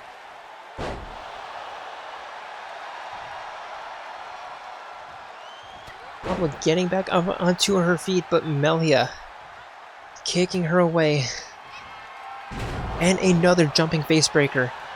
Devola coming to break that up, and does. Nia looking to attack Devola, and now this match devolving as the partners fight each other, or look to fight each other on the outside. The Bird Lady looking to climb up top, but not really liking her chances. In fact, instead climbing to the middle rope. Frog splash there, but missing as Papala was getting back up onto her feet. Papala following Melia back outside. And now back inside. Now spinning wrist takedown there. As we reach the 10-minute mark. Corkscrew takedown missed as Nia looking for the curb stomp. Excuse me. Knee to the face and then DDT.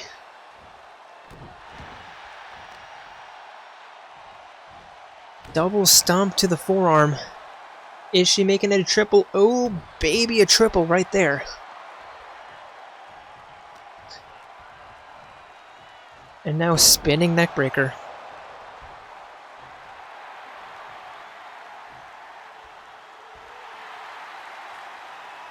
Nia trying to wrap things up here. And Papala really extremely stunned, but not stunned enough to roll out of the way. Or not stunned enough to not roll out of the way. The jumping facebuster, 1. Melia breaking that up.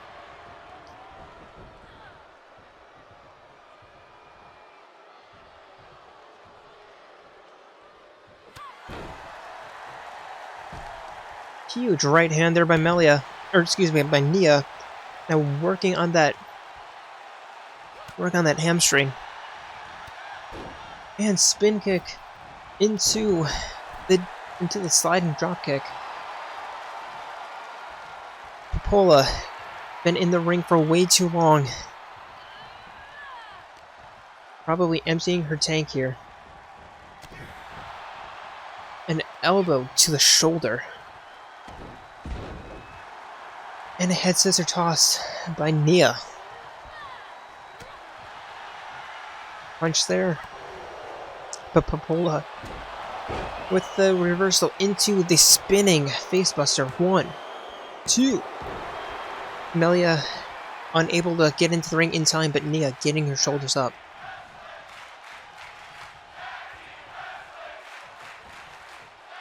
Nia being sent into the corner, and Popola looking for another tag team attack with their sister here. And now the half and half double kick right there.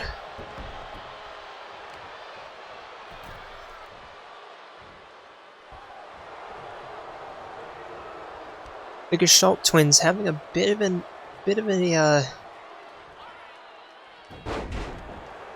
advantage here, being androids.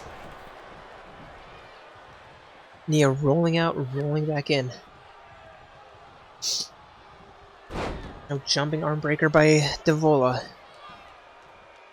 Working on that arm.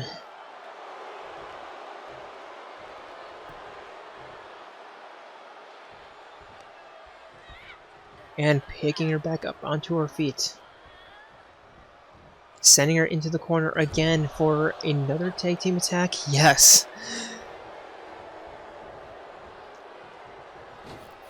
And another double suplex.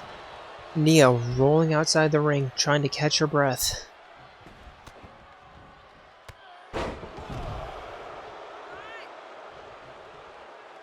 And all momentum in the Gestalt sisters' favor here. Nia back up onto her feet. And rolling back in.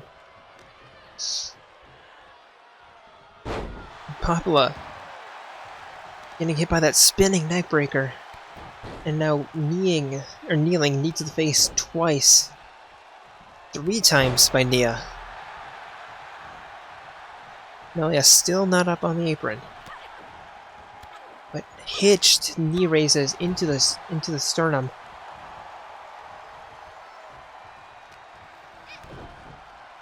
And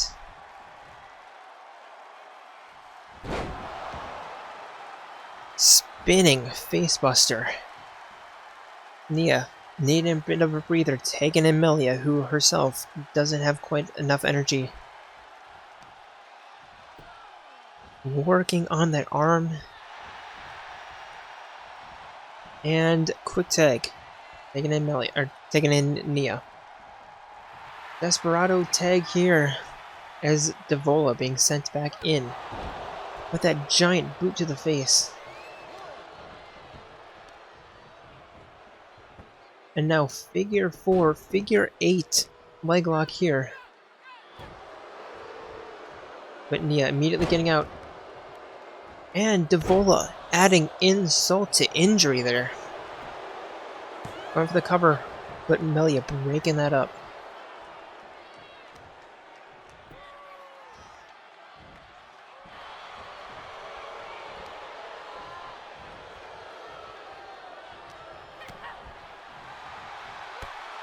Nia with that reversal into the dropkick, tagging in Melia.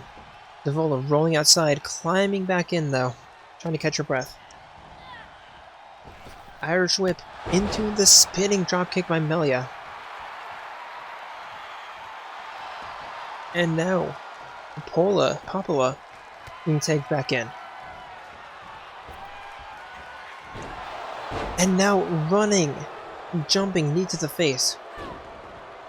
But Nia breaking that up before the 0 count.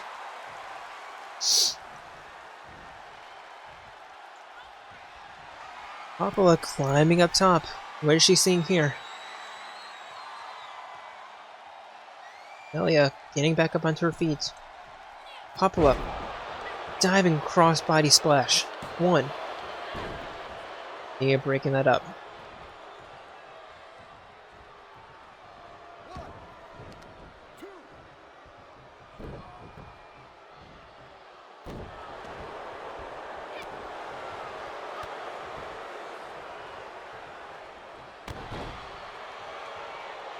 Stomp to the chest. Melia rolling out, Popula climbing out. Are we going to see another count-out victory?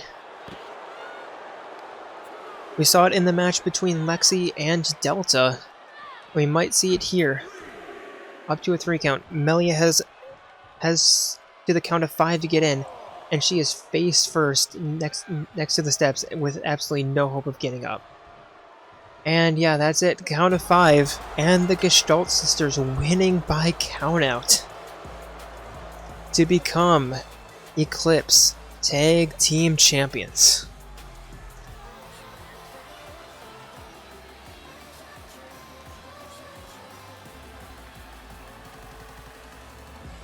Very back and forth match, but there can only be one winner.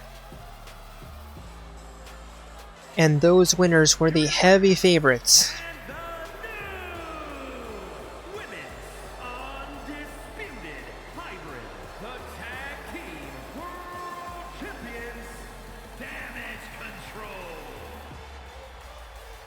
And the Gestalt sisters, Tag Team Champions of Eclipse. Huge deserved victory there. And will look to continue their momentum into the season.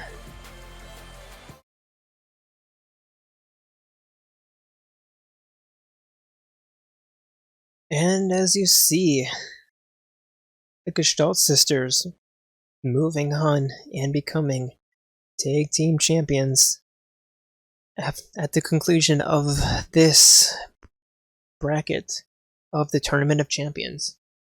And we only have 2 championship matches left. And now, our final singles championship bout. Introducing first, it is Yosuke Kitagawa, the Phantom Fox.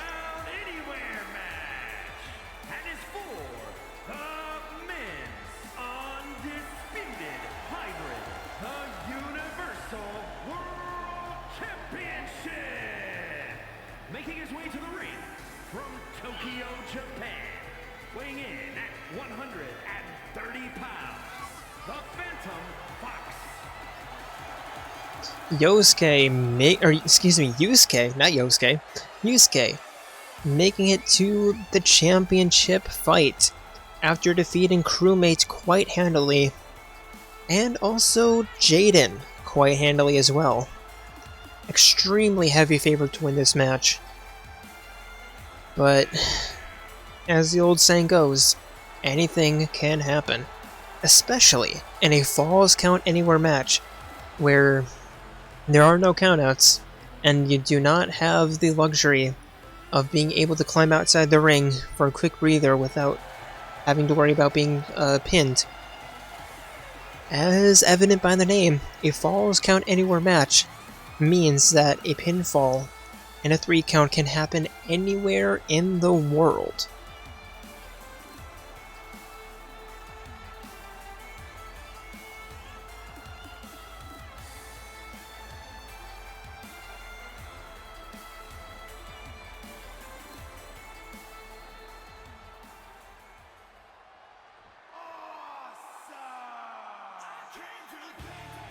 And his opponent, it is the awesome one himself, Mr. 11037, Leon Kuwata.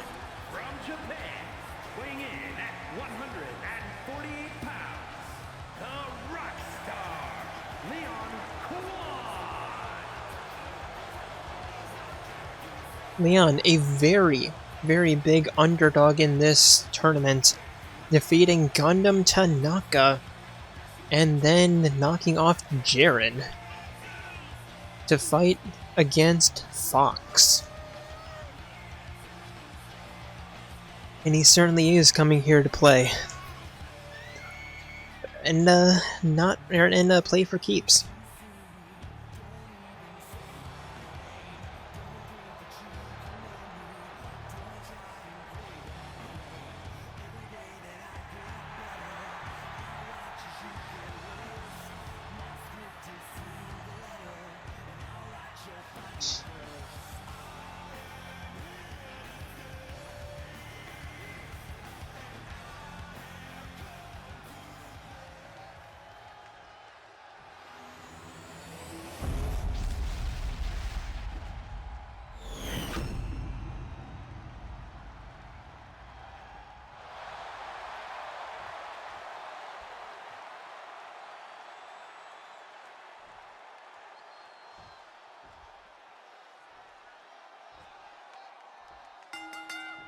And our contenders meeting in the middle of the ring.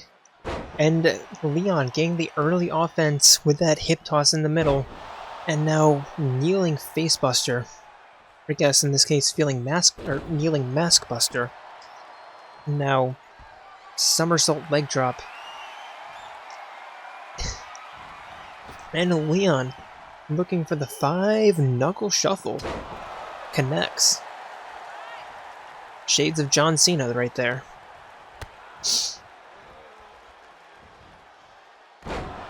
Kick and a huge toss there.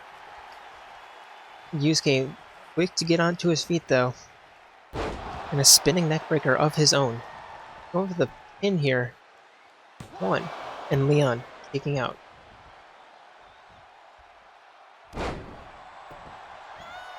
Jumping knee to the face. Leon, fireman's carry facebuster there. Already proven to be a very back and forth match. As now we head outside the ring. And once again, falls can happen out here. Yusuke picking him up and with that neckbreaker. Now slamming the back of Leon's head against the floor. Oh, some big kicks there. And Yusuke trying to find his rhythm and trying to not paint himself into a corner.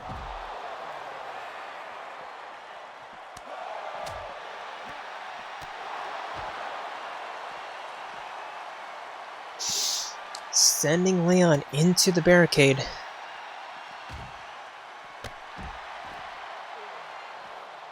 But Leon with that reversal. Huge forearm shiver there. And now sending Yusuke back into the barricade. Just flying him halfway across.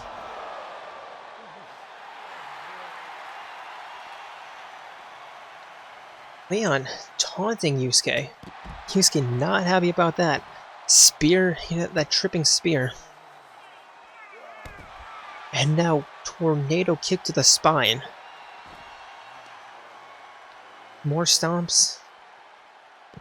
And a stump leg puller. Picking Leon up onto his feet, but nice reversal there. Leon with 3 kicks, but a reversal by Yusuke himself into a bridging suplex.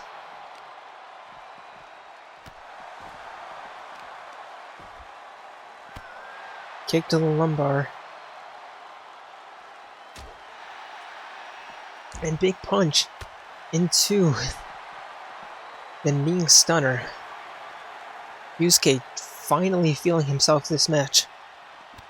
At least for now. Another hip toss by Leon. On the outside mat where there's absolutely no forgiveness. An attempt here. 1, 2. Yusuke getting his shoulders up just in time. Huge elbow there.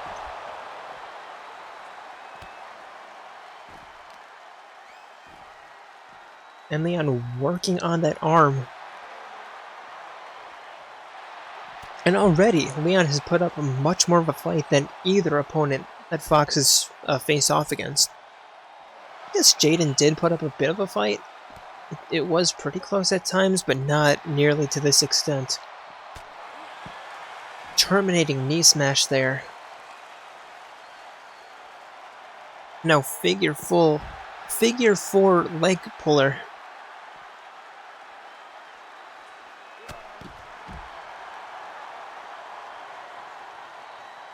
And Yusuke looking to finish things off with the Phantom drop. For the pin here. 1, 2. And Leon, the resiliency to kick up. Yusuke tossing him inside the ring though.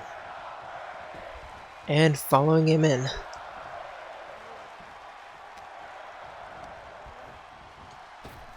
Tossing Leon back outside and sliding outside himself. And Fox taking like full command of this bout right now. Sliding in and sliding out, trying to dizzy Leon. A nice backflip kick there. And spin kick. Going for the no. Yusuke, what is he thinking here? Phantom knee. Now Fox climbing up, looking. The dive connects. Pin attempt. A little bit slow on the ref, but 1, 2. And Yusuke. A little bit of issue there, but getting the victory nonetheless.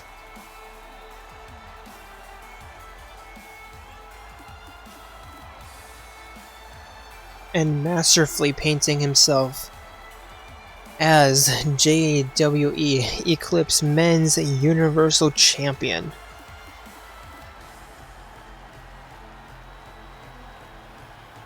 It was a Cinderella story by Leon, but coming up a little bit short. The Universal World Champion, the Phantom Fox. The carriage turning into a pumpkin a little bit too soon for Leon, allowing Yusuke to hold the championship belt instead of him. And we see the final standings. And yeah, you see the absolute tear that Leon was on. But again, coming to an abrupt stop when he met Fox.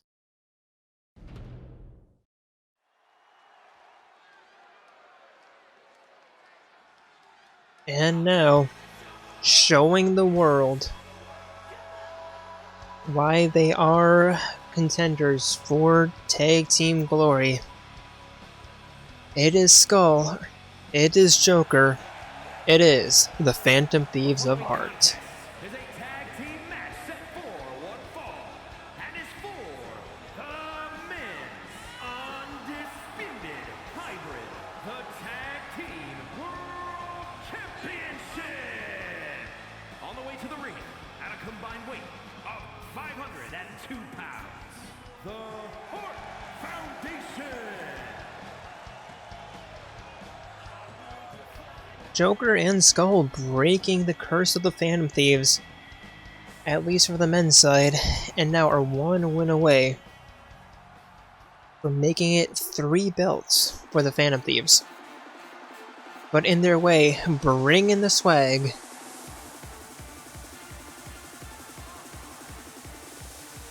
it is Kaito and Shuichi to the Big Bang Theory.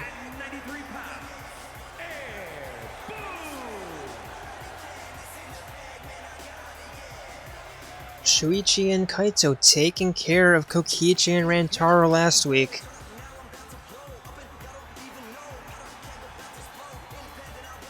And now are 1 win away from holding it all.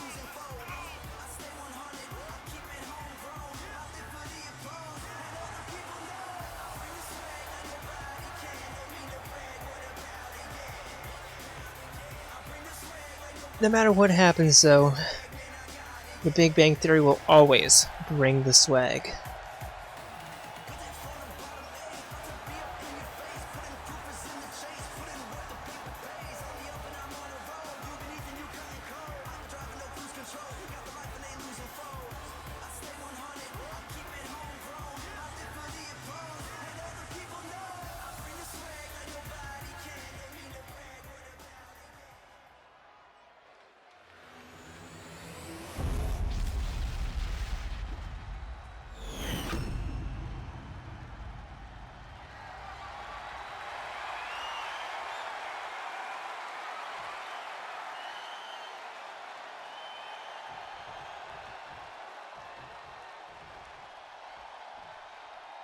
"25 minutes on the clock, and Ryuji and Shuichi meeting in the middle of the ring, and immediately Ryuji going for the standing sleeper. But Shuichi getting out of that quite quickly. But Ryuji not allowing the Ultimate Detective any offense. But that didn't stop Shuichi right here. Submission attempt, but Ryuji rolling out.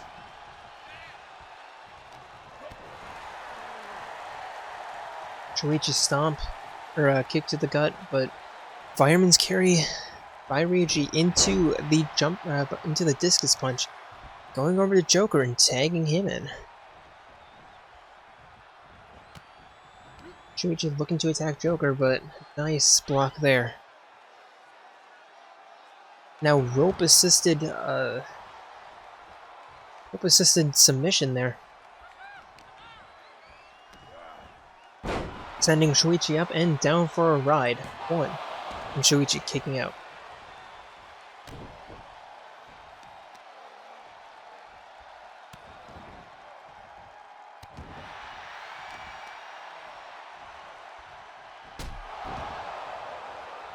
And Joker continuing this offense, and Shuichi unable to get much done in his time in the ring so far. Joker with the backflip, but a little bit too showy. You know, he has always been a showboat. And Shuichi getting out of the way of that with a hotshot stunner against Ryuji. Now it's a 2-on-1 match. But Joker, 2-on-1 matches are his specialty after all. Continuing to attack Shuichi. Jumping elbow drop connects to the middle of Shuichi's spine. Going for the cover, but I imagine Kaito's going to break it up. What? No. No. Kaito didn't do anything, trusting his sidekick a little bit too much. And Shuichi kicking out. Joker tagging in Ryuji, and Shuichi back up onto his feet, spending about 2.5 minutes in the ring thus far. Ripcord Lariat there, tagging in Joker once again. And a dropkick, and so far this has been all Phantom Thieves. Shuichi finally crawling into his corner for a desperado tag. No. He's climbing to his feet, allowing Joker to attack him. Now Joker carrying him away from his corner. And now Fist of the Phantom started right there. And Shuichi, nice reversal. Still has some dog in him. Going for that figure 8 leg lock. But Joker kicking out. Speaking of kicks, Shuichi kick to the spine. Going for a cover. One, Joker kicking out.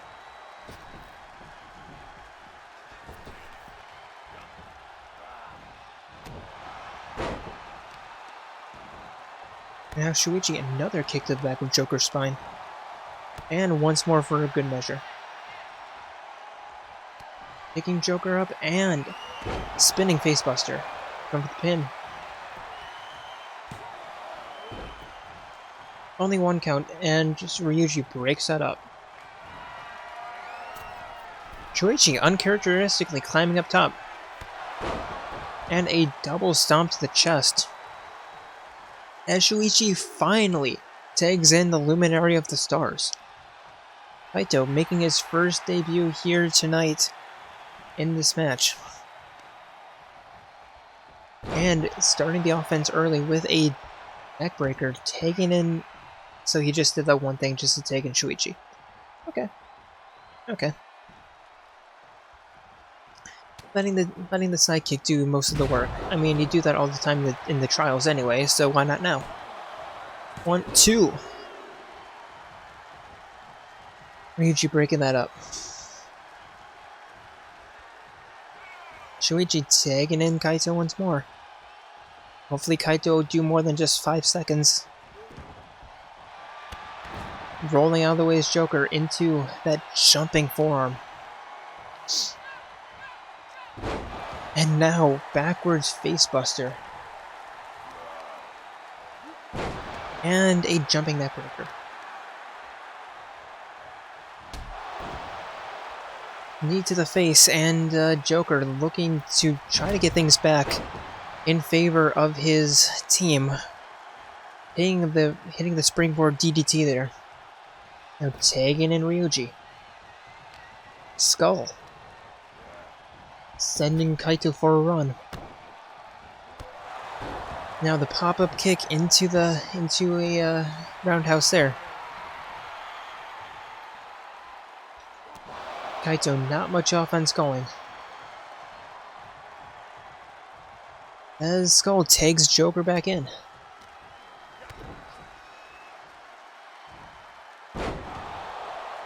Kaito, surprising bit of offense there. Now he has Joker in the clutch, sending him into the corner. Tagging in Shuichi. And double hammer fist. Now Shuichi, another rolling facebuster. Going for the pin. 1, 2. Skull barely breaking that up. Ryuji once again jumping up top. Knee drop missed. But Shuichi continuing this attack. Facebuster, or drop there. Now tagging in Kaito.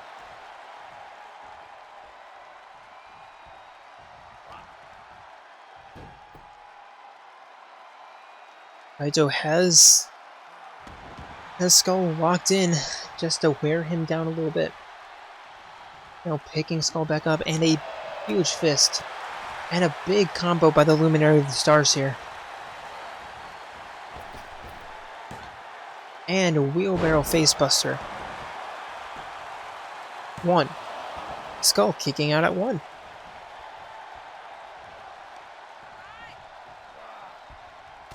Joker wanted the tag, but instead, Kaito continues to swag. Tagging in Shuichi. And Shuichi symbolizing to the crowd that he is ending it. Kick to the leg. Kicking Skull into the Phantom Thieves corner. Skull could make a tag here if he wanted. But Shuichi, too much offense to even allow him. Going over to the corner, and we have a double tag here. 2 new fighters in the ring, Joker and Kaito. Joker greeting Kaito with that backbreaker into the reverse leg drop. The pin, 1, 2, Kaito kicking out.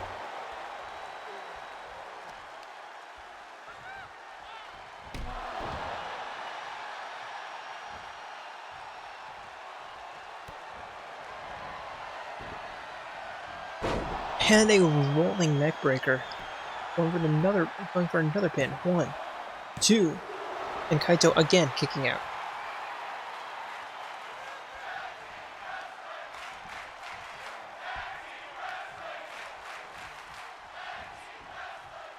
Joker has Kaito in the clutch, sending him from one side to the other.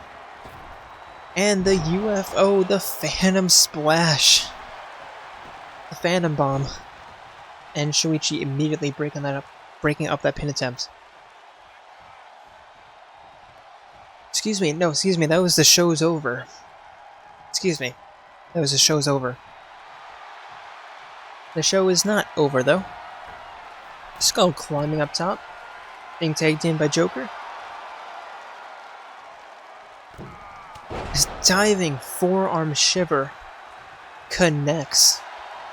And Kaito, a little bit dazed, tagging in Shuichi.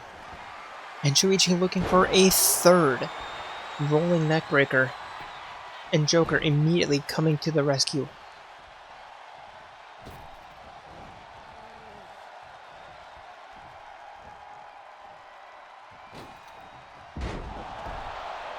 Shuichi from flip splash missed. Now Skull with the spear. Going for the pin. Kaito is too stunned to break it up, but Shuichi has enough strength to kick out. Tagging Joker back in. And this is what tag team matches are all about. Joker climbing up to the middle rope. And looking for the DDT, but missed. Kaito back up onto his feet. And Shuichi. Punch to the spine.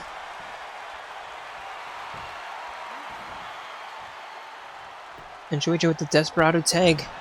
Taking in Kaito, but Joker. Nice. Nice shoulder tackle. Sending Shuichi outside.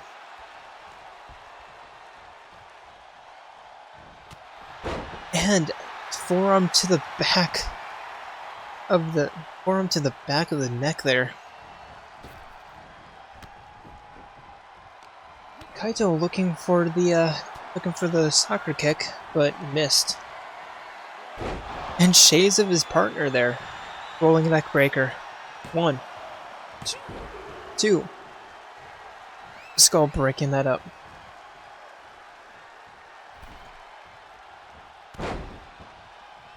One, 2. And the Trios Comos. The triple elbow. By Kaito there. Joker kicking out immediately. And a nice reversal there by Kaito.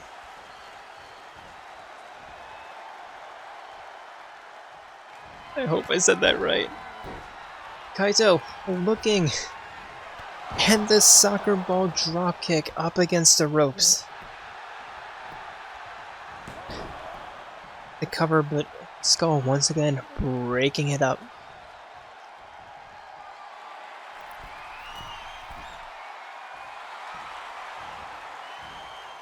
Kaito looking to fly high here.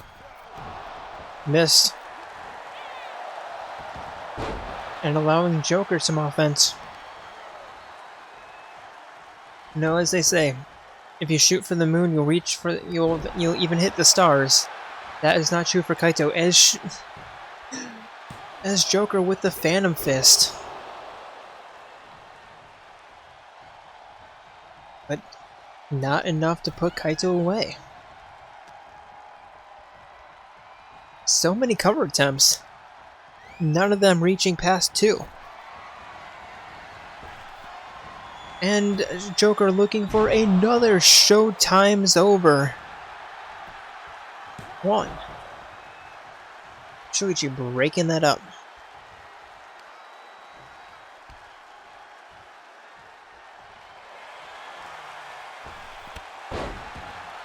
And a springboard dropkick, getting his foot caught in the rope there. And now sending Kaito into the corner, where he tags in Ryuji. Yes, we have a Phantom Thief baton pass here, and the double shoulder tackle. And Ryuji busted up a little bit, but don't let that stop him.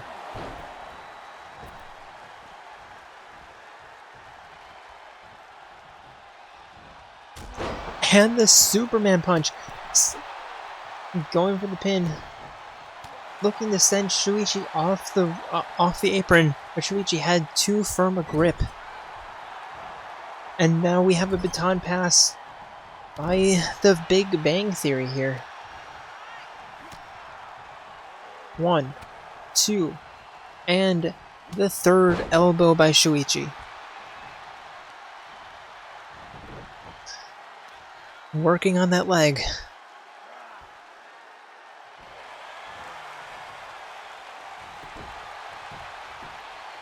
Now going for the pin, but Joker breaking that up.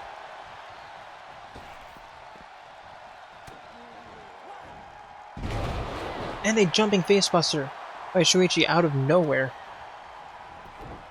Not going for the pin, instead working on that leg even more.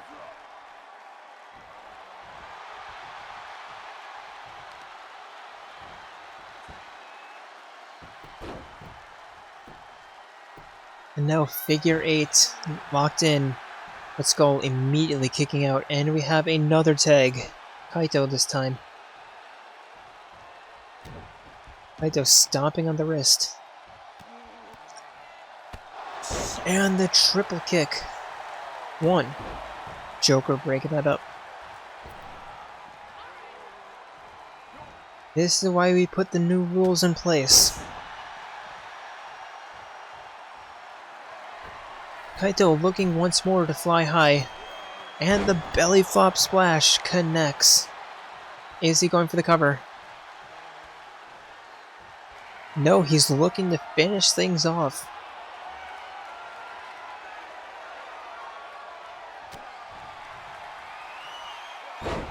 With the lumiferous facebuster. That's a hard word to say, lumiferous. Tagging in Shuichi. And Shuichi looking for his 4th or 5th rolling neckbreaker. And connects going for the pin, but again, Joker breaking that up. And Shuichi, is he looking for another finish? He was, but he got interfered by the referee. And now all mayhem in the ring. Kaito's in the ring, he's not the legal man. Kaito's in the ring, the legal man Shuichi's outside the ring. Now we have a tag, now we have 3 people in the ring. Almost 4. All pandemonium.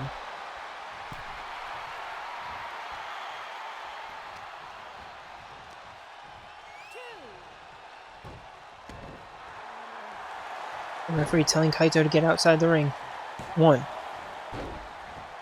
Skull breaking that up.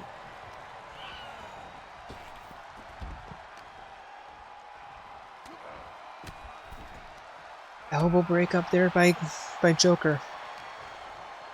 And these two teams extremely even matched this entire match.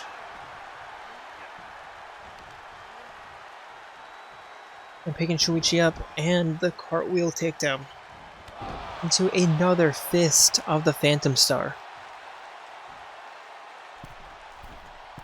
Joker climbing up top, springboard backflip.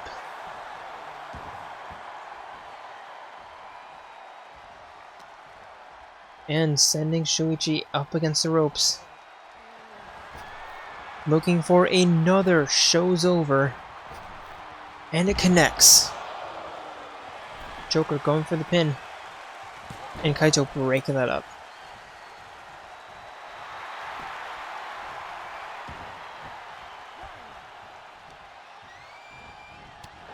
We've seen matches finish inside the ring and outside. And now Skull distracting Kaito as Joker works on Shuichi. But Skull getting the worst out of that. Now it's a 2-on-1. Shuichi rolling out. And Joker catching his breath. Nice diving suicide splash. And now we have a count of 2 of 5. Joker slides in and knocks Kaito off. If Shuichi gets up, nope, Joker resets the count.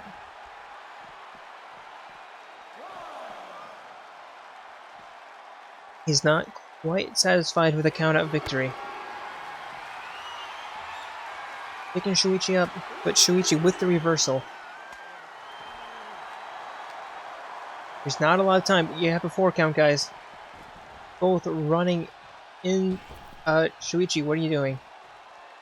Shuichi, not entirely sure what he was doing. Maybe he thought he had 5 more seconds? Maybe he thought it was a 10 count instead of a 5 count? But the Phantom Thieves control yet another championship belt.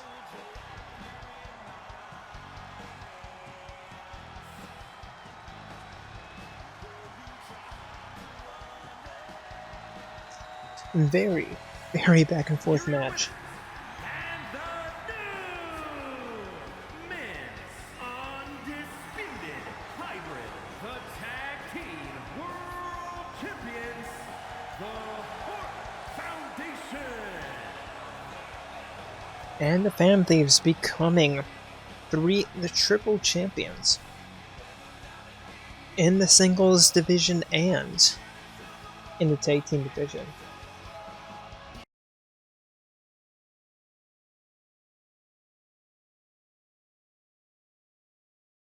As we see here, our final tournament bracket standings.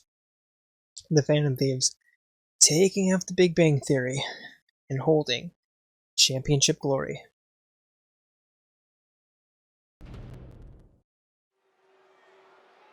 Ladies and gentlemen, this is the main event of the evening.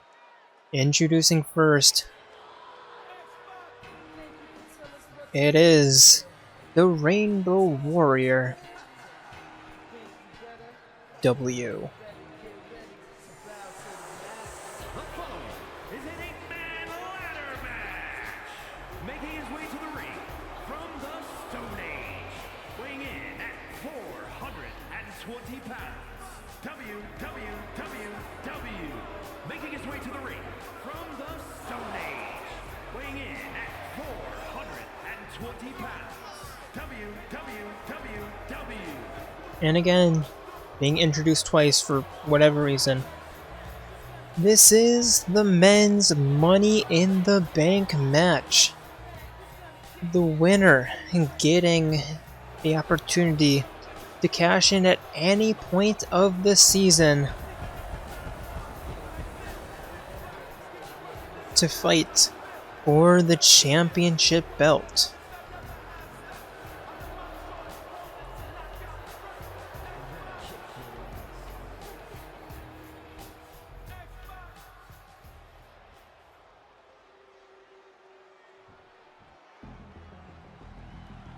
And his first opponent, And from Tokyo, Japan, weighing in at 200 pounds, Zucconi. it is the lone wolf himself, Zenkichi Hagakure.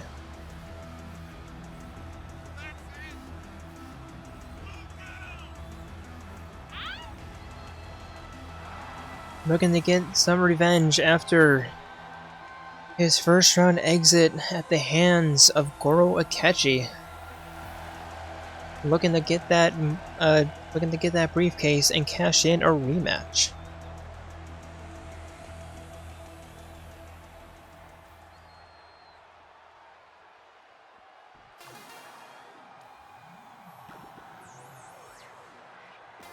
Third off,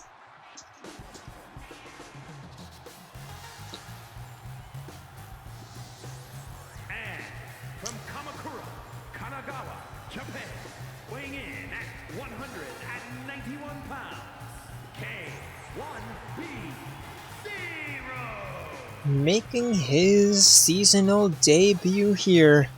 It is the Ultimate Robot K1B0, also known as Kibo. Not participating in the men's side of the tournament. He wasn't quite ready to participate, but now he is, and he is looking to set his sights on the briefcase.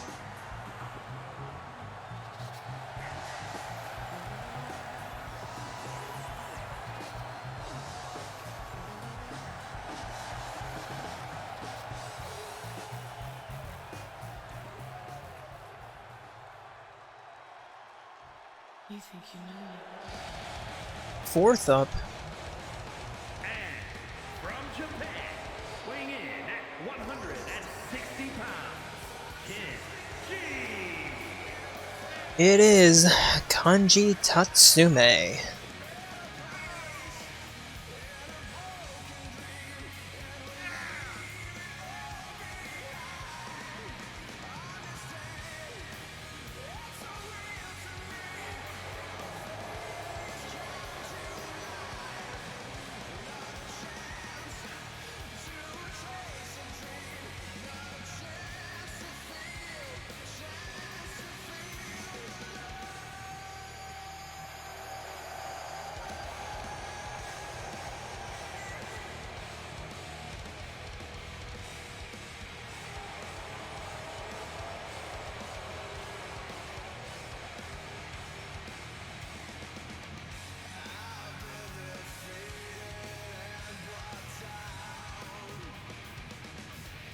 And now, number 5.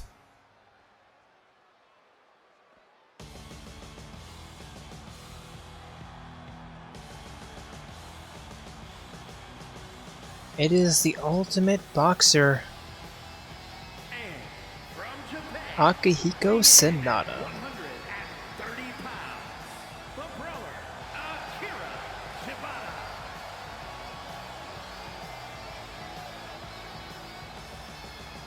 Akihiko, the one to knock Kanji out of the tournament, only to be knocked out himself by Eggman. Looking for another way to fight for the championship.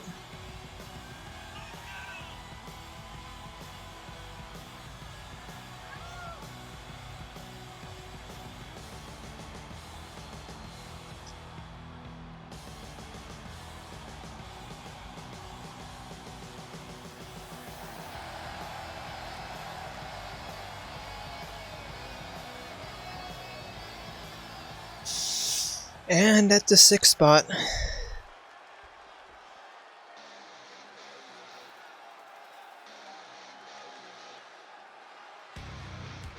it is the Beast himself, the hero of the Homs, Weighing in at Dunban. the Beast, Dunban losing a very close match to Keanu Reeves in the first round. But he's no stranger to adversity.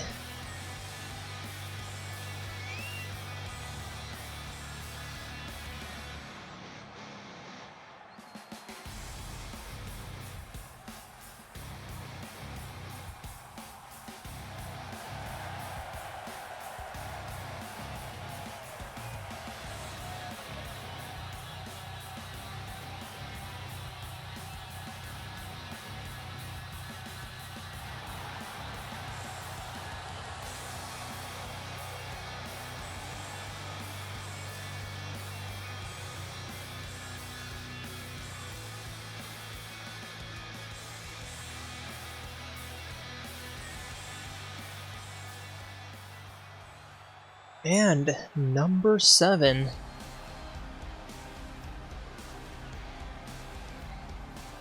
It is the breathtaking assassin himself, Keanu Reeves. 175 pounds, the superstar Keanu Reeves. Keanu being unfortunately exited from the tournament thanks to Akechi, looking to get revenge himself.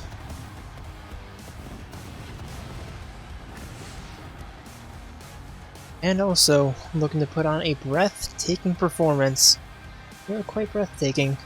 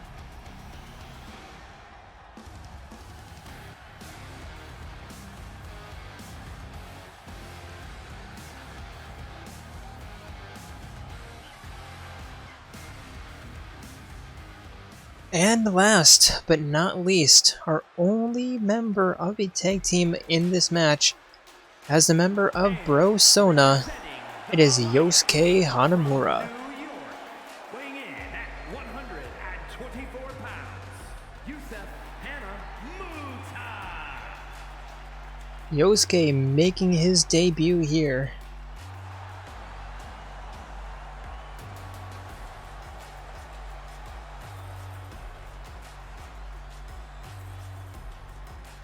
And looking to put in a good word for Bro Sona.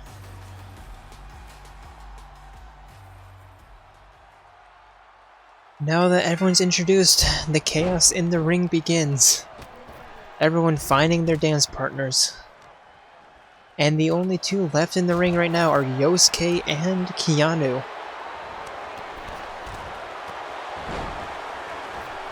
And yeah, just absolute chaos right now. Bridging suplex by Undyne on Kibo. And Yosuke bringing in the first ladder. Once again, in order to win this match, he must climb the ladder and get the briefcase that is suspended in midair. But doing that's not easy as it is locked. And you're gonna have 7 other people trying to prevent you from getting the briefcase. Kibo climbing back in and attacking Keanu. Now Akihiko looking to face off against the Beast. Sending him outside the rope and following him. Outside the ring and following him. And Yosuke still inside the ring attacking Kibo. And we have a ladder propped up against the corner. And now Yosuke is the only one left in the ring climbing up top. And can make this a very, very quick match. Undyne not allowing it though. Climbing up top and looking to settle this thing mano a mano. Okanji pushing him off, pushing them both off, and remaining the only person in the ring, and now everyone's outside. Big boot to the chin by Yosuke.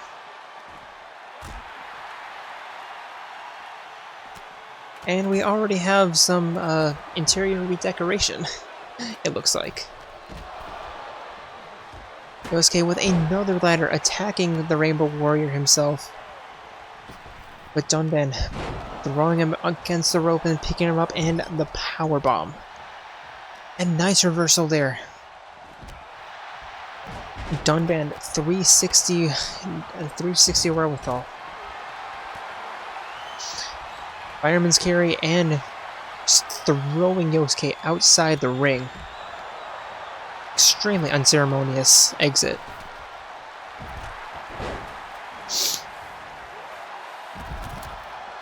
Undyne picking up the ladder setting it in the middle. And I think W is already out of breath. Kanji meeting him up meeting him up top and not allowing Doman to do anything with the briefcase. A jumping facebuster, hitting the rock bottom, landing on top of another ladder. W picking Kanji up and twirling backbreaker. And extremely slow to climb up the ladder.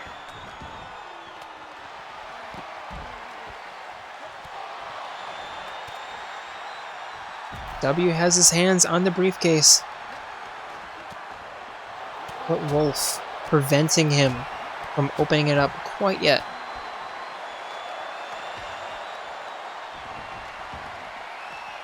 And rock bottom again, as W is forced to roll outside, and Yosuke getting his hands on the briefcase once again this match.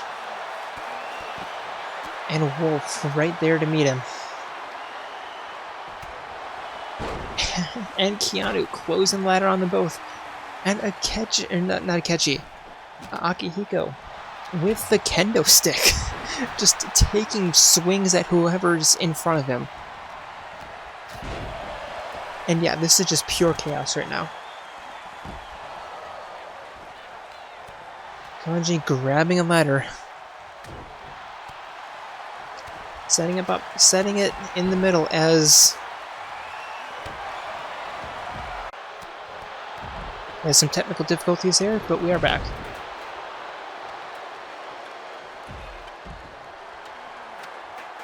Keanu picking the ladder back up. And Wolf pushing him over.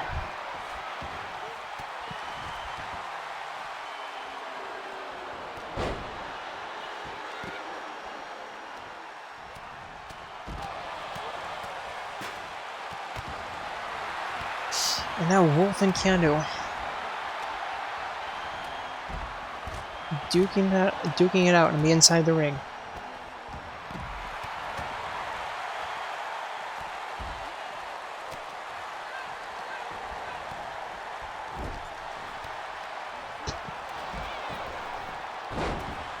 And a facebuster there.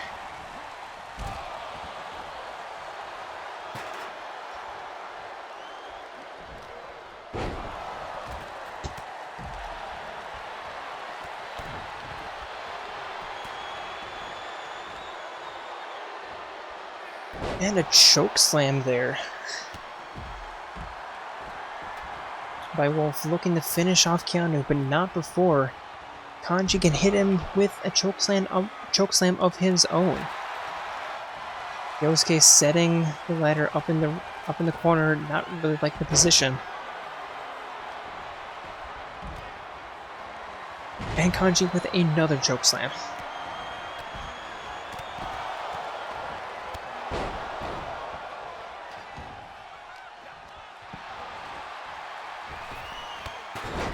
And a drop kick by Undyne, sending Yosuke tumbling over the top rope, having his leg hit a ladder. And I think I saw Undyne, or excuse me, Keanu Reeves with a... Yep, Keanu Reeves has a steel chair. But a tackle and takedown by W.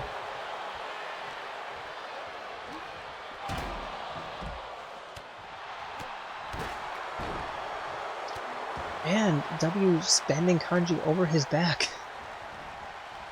W, for whatever reason, taking control of this match.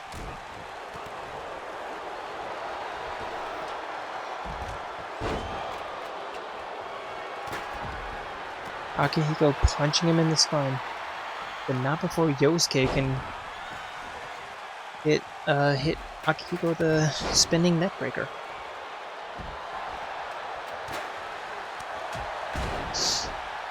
And Akihiko setting up the ladder and a huge Superman punch up on a W. But Keanu Reeves climbing up top. Briefcase in hand. He's one away. But no.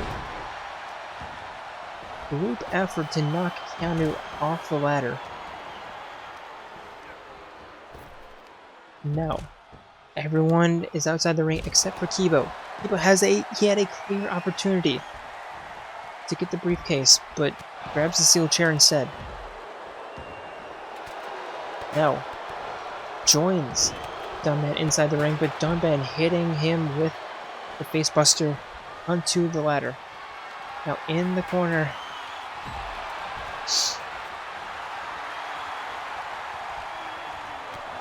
And the Tempest kick on Kibo. The forearm shiver from Keanu onto Dunban. And chaos reigning in the ring.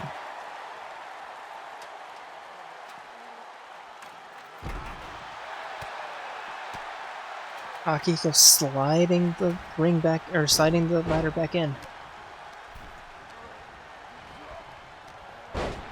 And now we have 7 men in the ring again.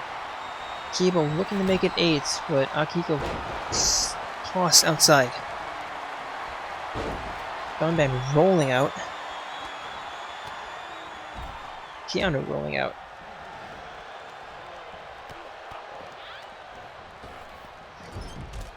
Akiko tossing Kanji into the corner.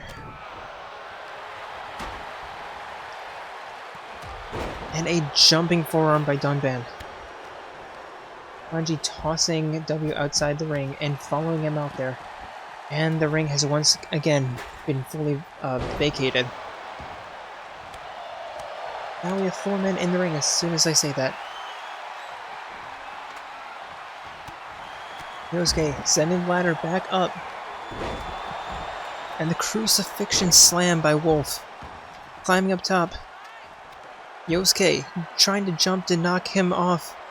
Pushing, but Wolf, too late. And Zenkichi Hasegawa grabs the briefcase. Mr. Money in the Bank. And looking for revenge. Zenkichi Hasegawa. Mr. Money in the Bank.